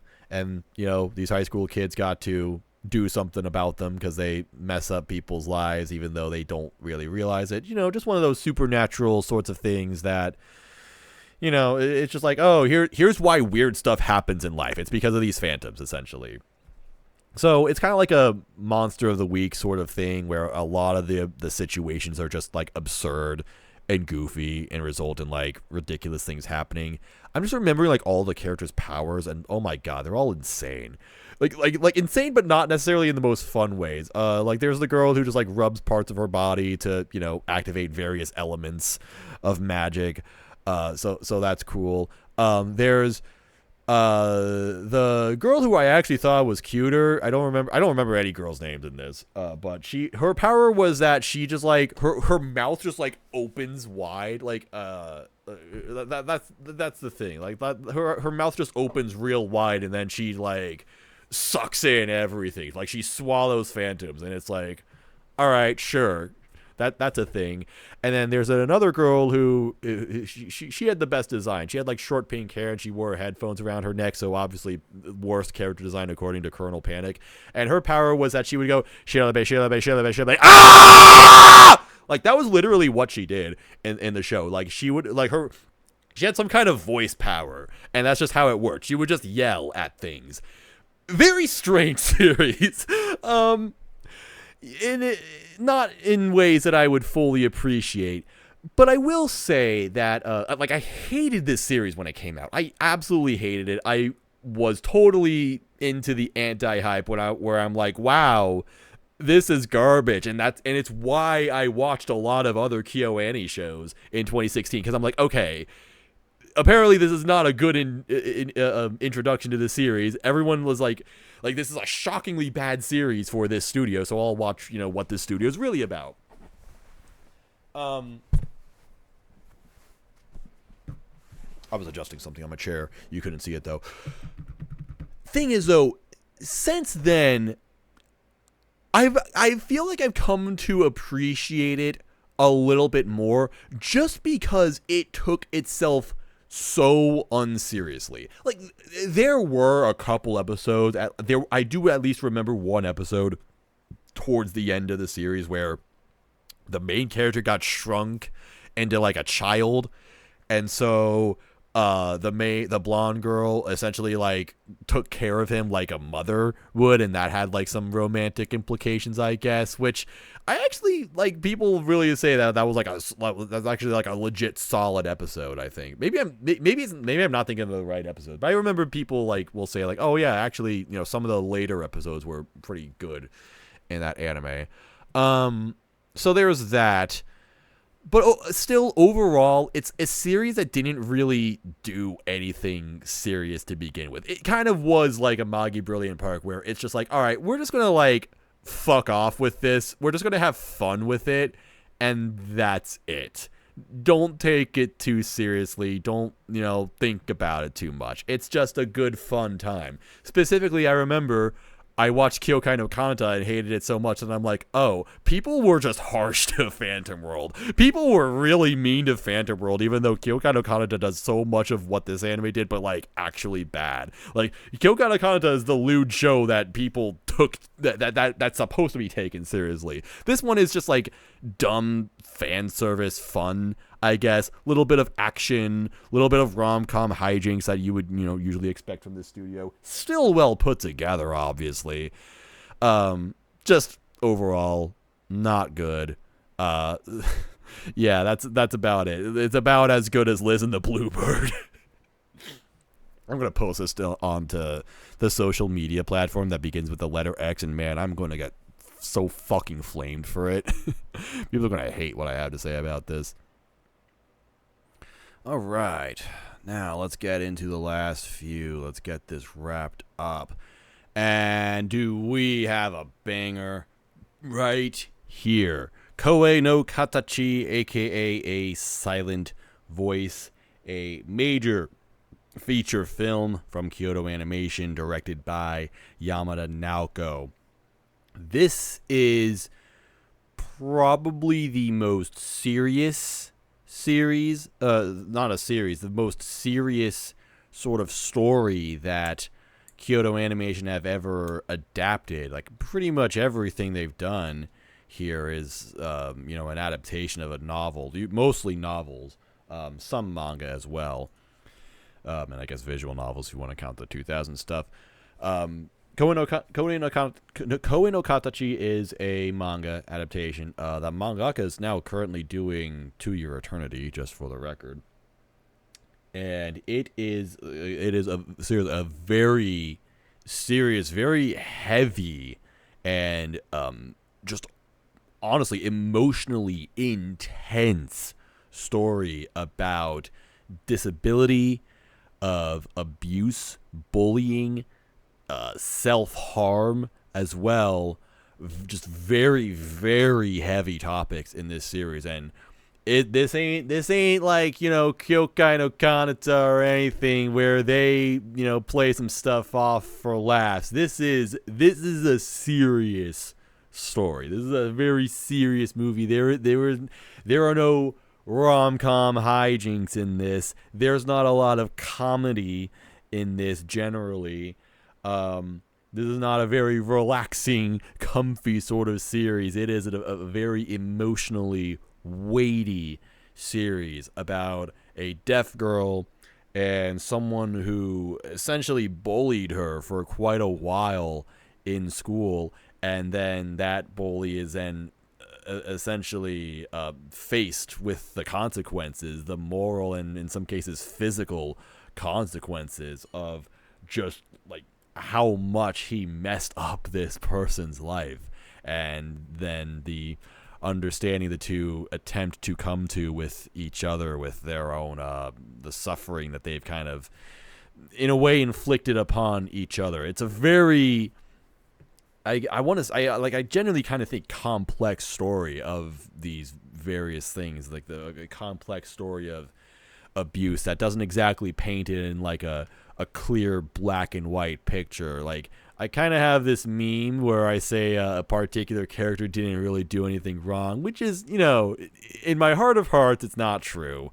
Like, this character definitely did do some things wrong, but there were still like some interesting perspectives where it's like, well, this person was also trying to do this, and the other person maybe should have done something differently. And it's like, not trying to necessarily take sides or anything, but I'm just saying it doesn't paint it in a clear black and white, like, okay, this person did something bad and wrong, and therefore they're the objective villain in this story. Like, humans are complex, and it's especially complicated when characters are very young. Like, a lot of what happens, a lot of the bad things that happen also occur at very young ages. And even, in like the present day for this story, it's still like all the characters are still high school age. So there's a lot going on, but ultimately I think it is an incredibly great story that I don't even like. I kind of wanted to share one of the themes of it, but I also don't want to like necessarily spoil it. Like, I don't want to spoil anything about this movie. I don't even want to talk about. I don't want to say anything about this movie. You're just gonna have to watch it for yourself. Now, I really love the themes of this series. I do love some of the ways that the themes are explored. I personally really relate to the main character, Shoya. Not necessarily in that he's bullying people specifically, but just like kind of confronting yourself and realizing that you are a very flawed person, and wondering like if you can if you actually deserve to be forgiven, and also in some other ways, like, should you forgive people who have brought suffering upon you? That's another question, a very heavy question that is asked in this movie, in this story. There's just a lot that I really took away from this series, a lot that I connected to, a lot that I related to very closely. I think that it's just a very, very good story, and then you're getting movie quality Kyoto animation. And Yamada Naoko, this is where she really excels. When I say that she doesn't often express things in the most clear way, sometimes it's more through body language, sometimes it's more through the atmosphere, it's through things unsaid, things unspoken by the characters. And I think that she displays those sorts of things perfectly. I think she executes these kind of like visual elements perfectly in this movie. I will say that I do take some offense to some things that happen towards the end, and they would be like actual spoilers to talk about. If you want to know, like, you can ask me. You know where to find me, and I will tell you. It's pretty simple, but it's like it doesn't like ruin the series. It doesn't ruin the movie or anything, but it is some kind of thing that just makes me go, okay, bullshit. That's bullshit, movie. I'm not buying that. But still, very, very good movie. Maybe my favorite movie in anime. Maybe my favorite anime movie of all time.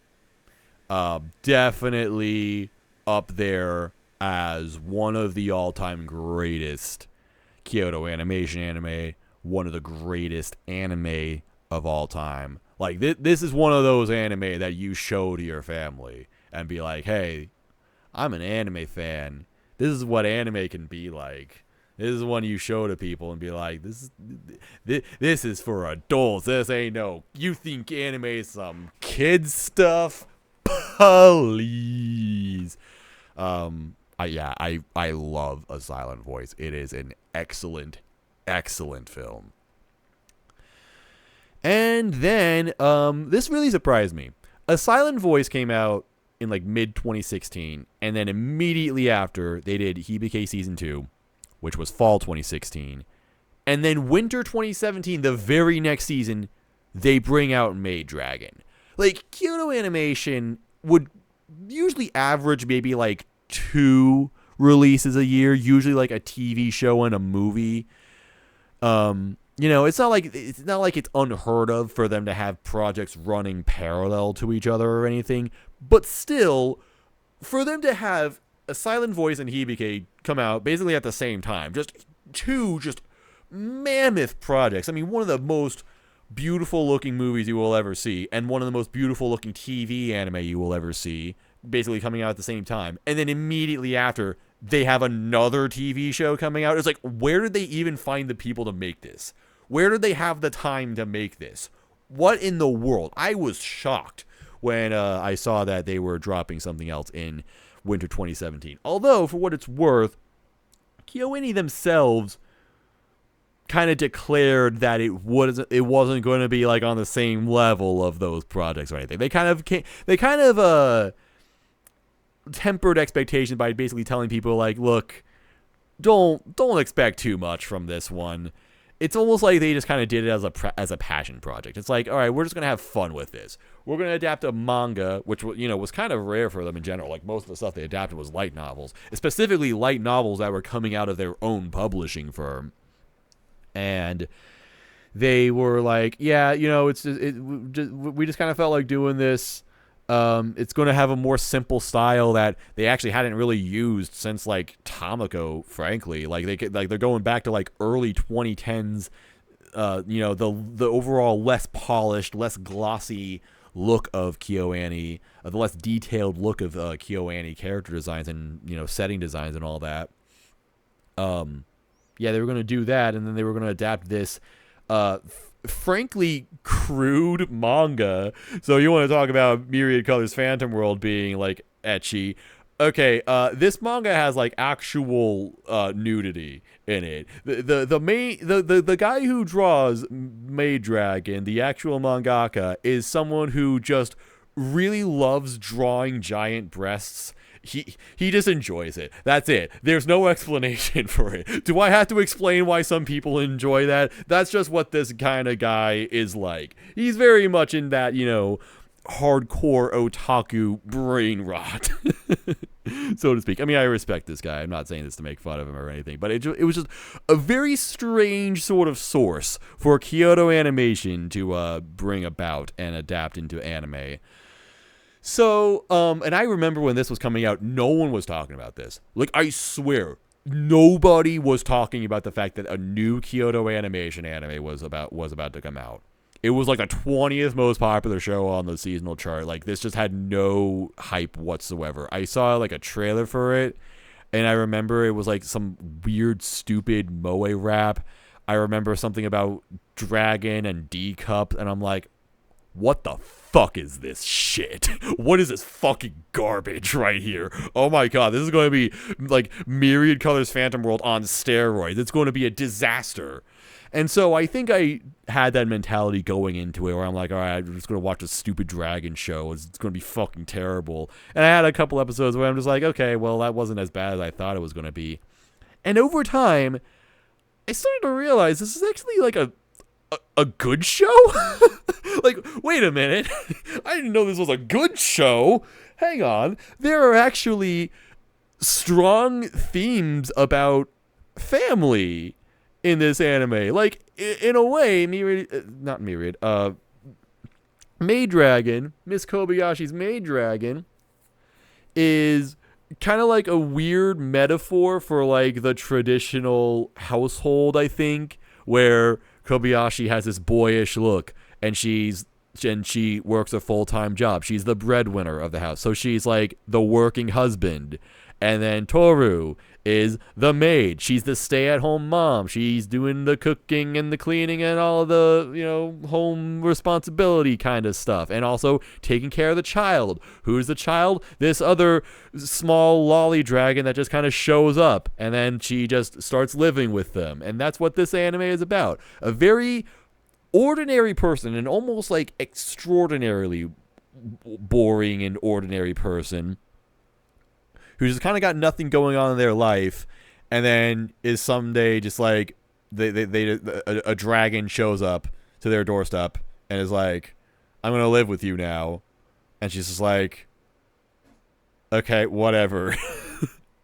and then another dragon shows up, and that's their daughter now, and then a couple other dragons also show up and kind of come and go into into their lives. And it's ridiculous, but in a much more like absurd and funny way. Like it's like all these like most of the characters in this series are dragons, or at least have some other sort of supernatural sort of thing about them. And then you've just got the ordinary main character who's just like, all right, whatever, you guys do whatever you want. I'm just gonna keep working my shitty 9 to 5. Yeah, like there's just like lots of like really great fish out of water type of humor. Just lots of characters, like lots of like supernatural characters being fascinated by extremely ordinary everyday things in life, and just the clash of the supernatural and the regular and the ordinary. And then like I said, it actually has some very surprisingly strong like relatable hooks. Just about life and people and things like that. Kind of like in Tamako Market. It's like you get all the supernatural stuff surrounding you, and that just makes you more appreciative of the very normal and boring things in life that you probably took for granted. And sometimes it's just nice to have people around you, whether they're ordinary or not. Lots of very cool themes in this series. It is extremely perverted, and it does get in the way sometimes. It really does. And I'm definitely not the kind of person who would be like, oh, I hate fan service or anything. I legitimately think Toru is the hottest anime character ever fucking created. Okay? Don't test me.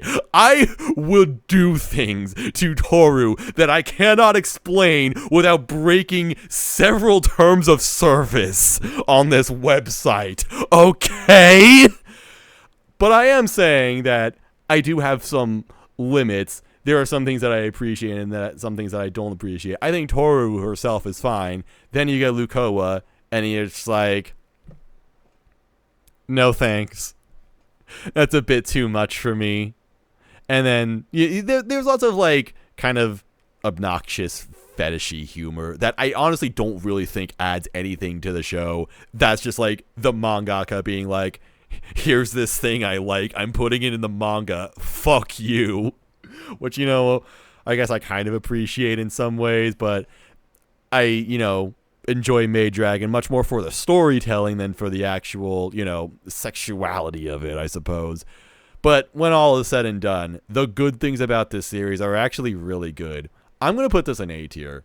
Like, seriously, when this anime ended, I gave it a 7 when it first ended, and I'm like, wow, that was a lot better than I expected it to be. I thought this was going to be bad, and it ended up being pretty good. And then months later, I was listening to the OP, the Fauna song, and it just like I was reminiscing about Maid Dragon, and I was suddenly thinking, I'm like, man, I really miss that series now. That was such a nice, feel-good series that was really fun to look forward to every week. Like, that was a really good series. And it just gave me these really positive and happy vibes. And I'm like, man, I want more of that. That was awesome. Maid Dragon was so good.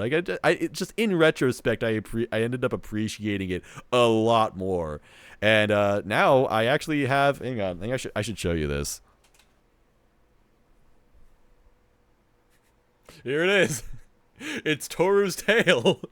I have a pillow in the shape of Toru's tail from Miss Kobayashi's Dragon Maid. It is my favorite piece of anime merch. I cuddle this thing every day when I'm going to bed because I love it. It's awesome.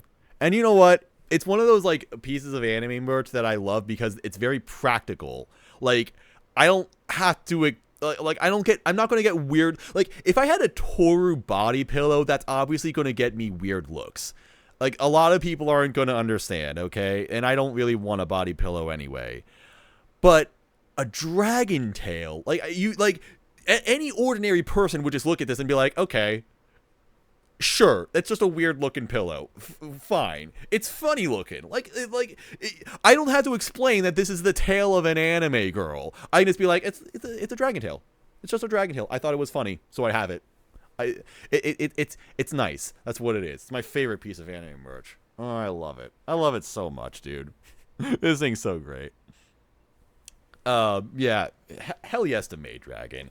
And you know, despite KyoAni saying, "Oh, don't expect too much from us with this one," they still kicked ass. I mean, like this was supposed to be something they made in their off time or with their C team or something, and it still looks fucking incredible. Like, there are still some absolutely insane bursts of animation in this series. It's just like they cannot be stopped. Like, if this is them on a down in a down period, then man, the good stuff is really good, isn't it? And yes, it is.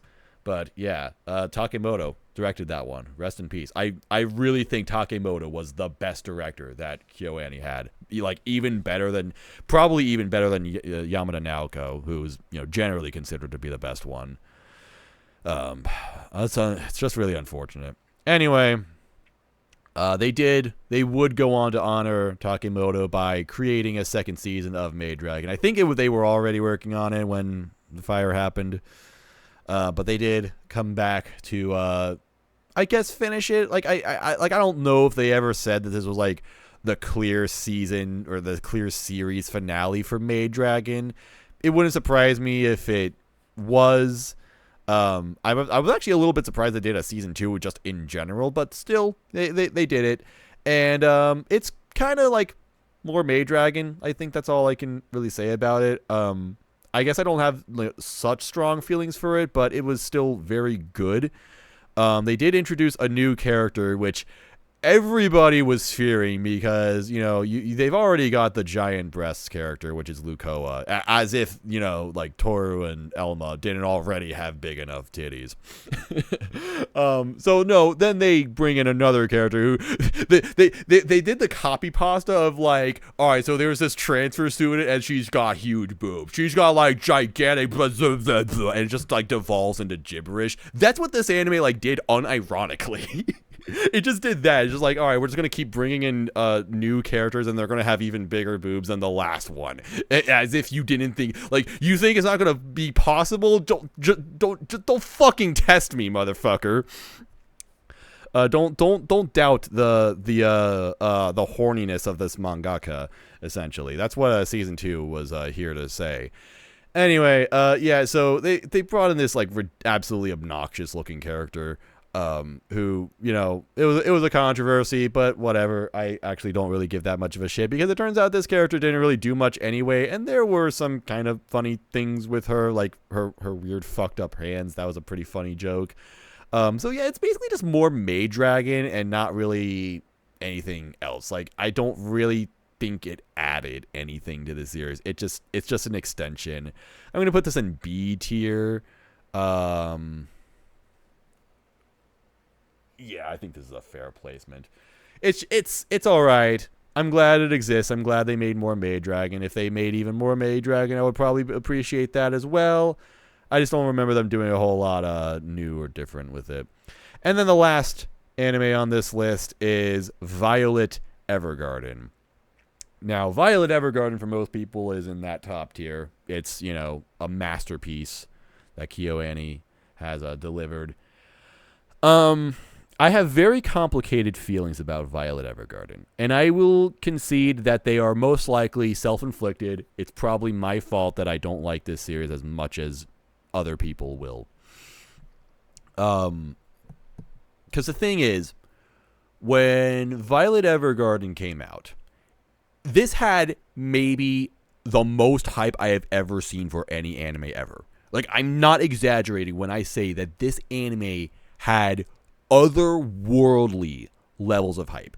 They announced it in 2016, just after Myriad Colors Phantom World. As if, because like I said, people were really upset with Phantom World and were saying like that the quality, the sanctity of Kyoto Animation had now been forever tainted. This anime would live on as a stain, a blemish on the perfect record that KyoAni had built up to that point.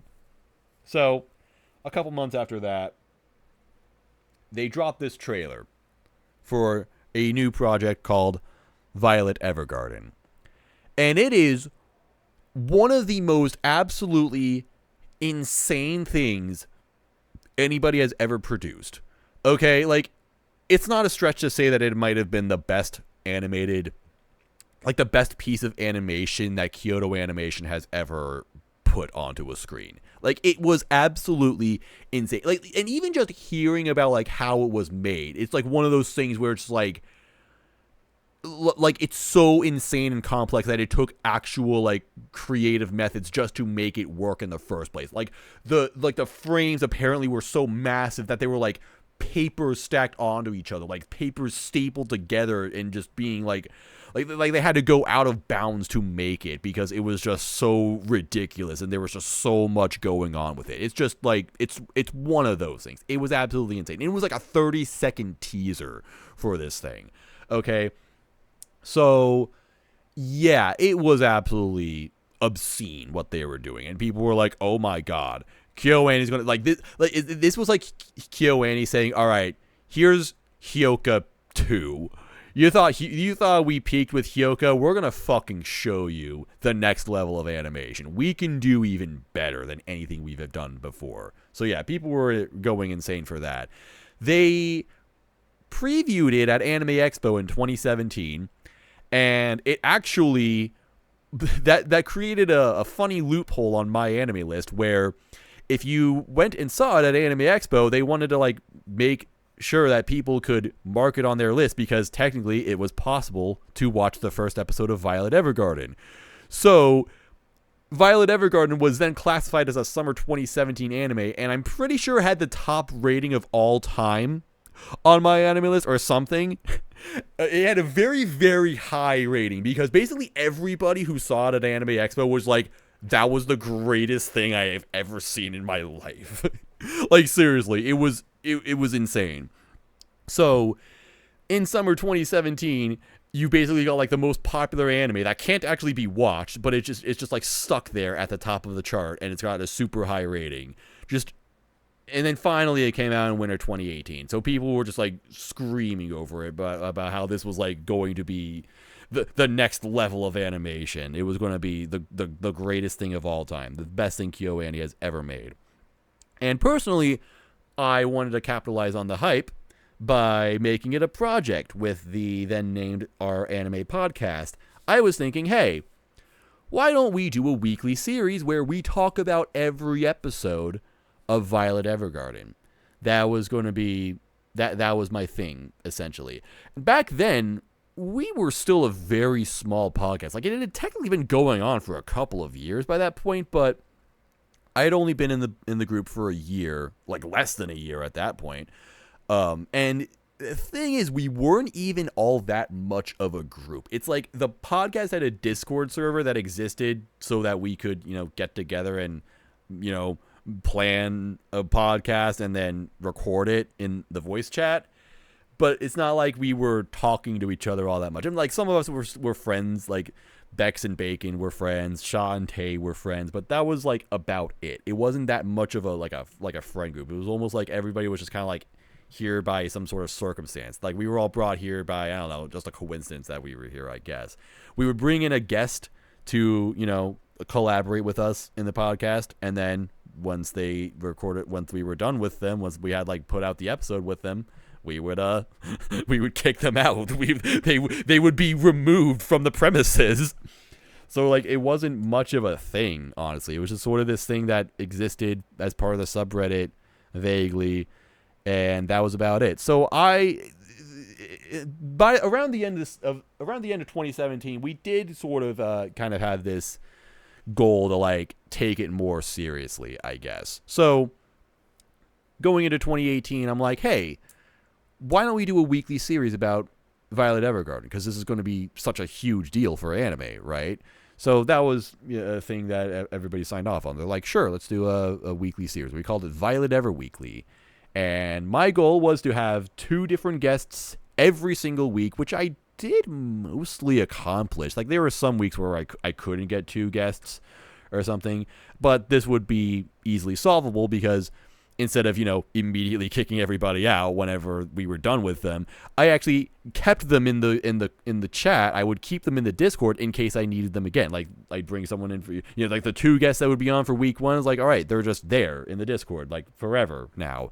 Week 2, same thing, and now there's 4 people in here. And over time, this ended up becoming like a small group chat where these guys were like hanging out with each other. So once we got towards the end of Violet Ever Weekly, I'm like, I kind of don't want to like delete this. I don't want to like kick these guys all out.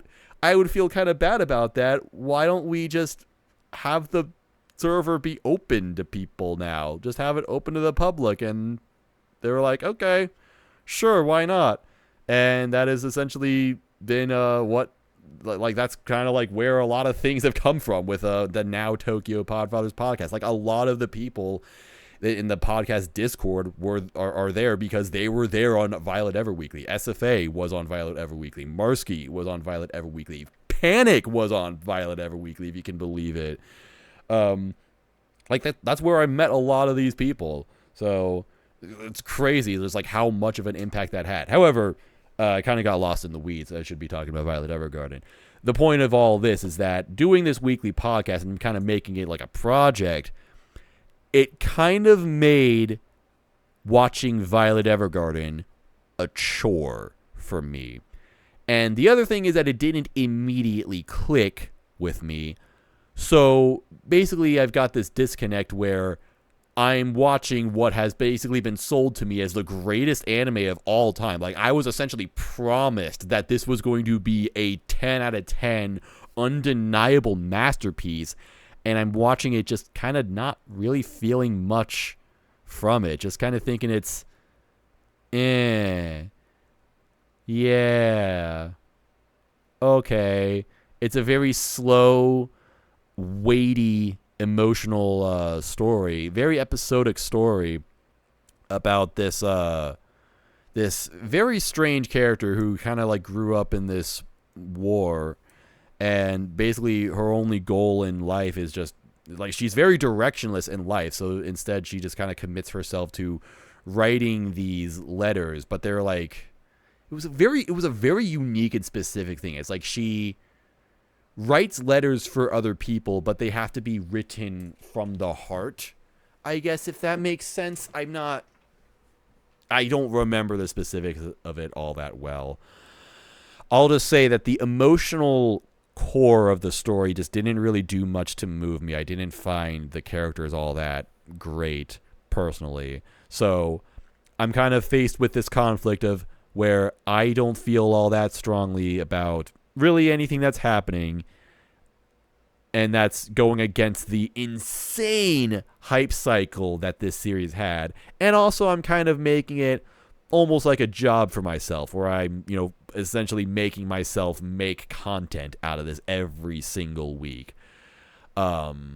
So ultimately, I didn't enjoy Violet Evergarden all that much, but I am willing to concede that it's my fault for kind of having this, unusual approach to it, and also just being so caught up in the hype for this. Like, I had been hearing about this anime for so much, for so long, and then it's like I kind of had this impossible level of hype for it that it was never going to attain. It was never going to achieve it. I would personally really like to revisit Violet Evergarden someday, just to see if, if I have a better perspective on it. Now that I'm not, like, essentially forcing myself to watch it, trying to find reasons to like it, I'll, like, go, like, now I can go into it thinking my own things about it, instead of, being like, oh, I, have to like it because Reddit likes it and I'm trying to do a show for it. So it is C tier for me. Better than Liz and the Bluebird, but that's about it. I would like to come back to it someday. I did hear it had a bad ending with the movie. There's a movie that did come out for it, so I'll watch that at some point, but that's about it. Yeah, I just don't feel strongly about Violet Evergarden, but it's in that Liz tier where I'm willing to admit that it might just not be for me. I don't know. It's whatever. That's about it. So, yeah. This is my tier list. This is what I have done.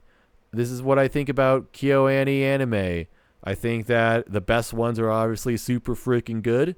They have actually a pretty decent range, although for what it's worth, there's a massive power gap between C and D.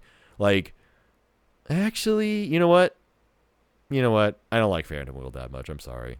That's a little bit better. I almost feel inclined to move something up now, but I don't think I'm gonna do that. Nope, I'm fine with the way this is. Yep.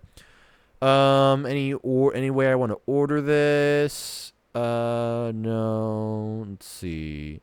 I love Chunibyo. That's definitely better than the K-On movie. In fact, I'd probably put the K-On movie, definitely below all of those. Actually, do I put it below Maid Dragon? You know what? Yeah, I'll put it below Maid Dragon, because Maid Dragon I had lower expectations of, and it was, like, it really stood out to me. K-On is just more K-On. It's good. This, I think, is largely fine. Yeah, I think I'm good with this. C tier. Yeah, I'm good with this. And then D tier, like, who gives a shit? Whatever. They're all bad.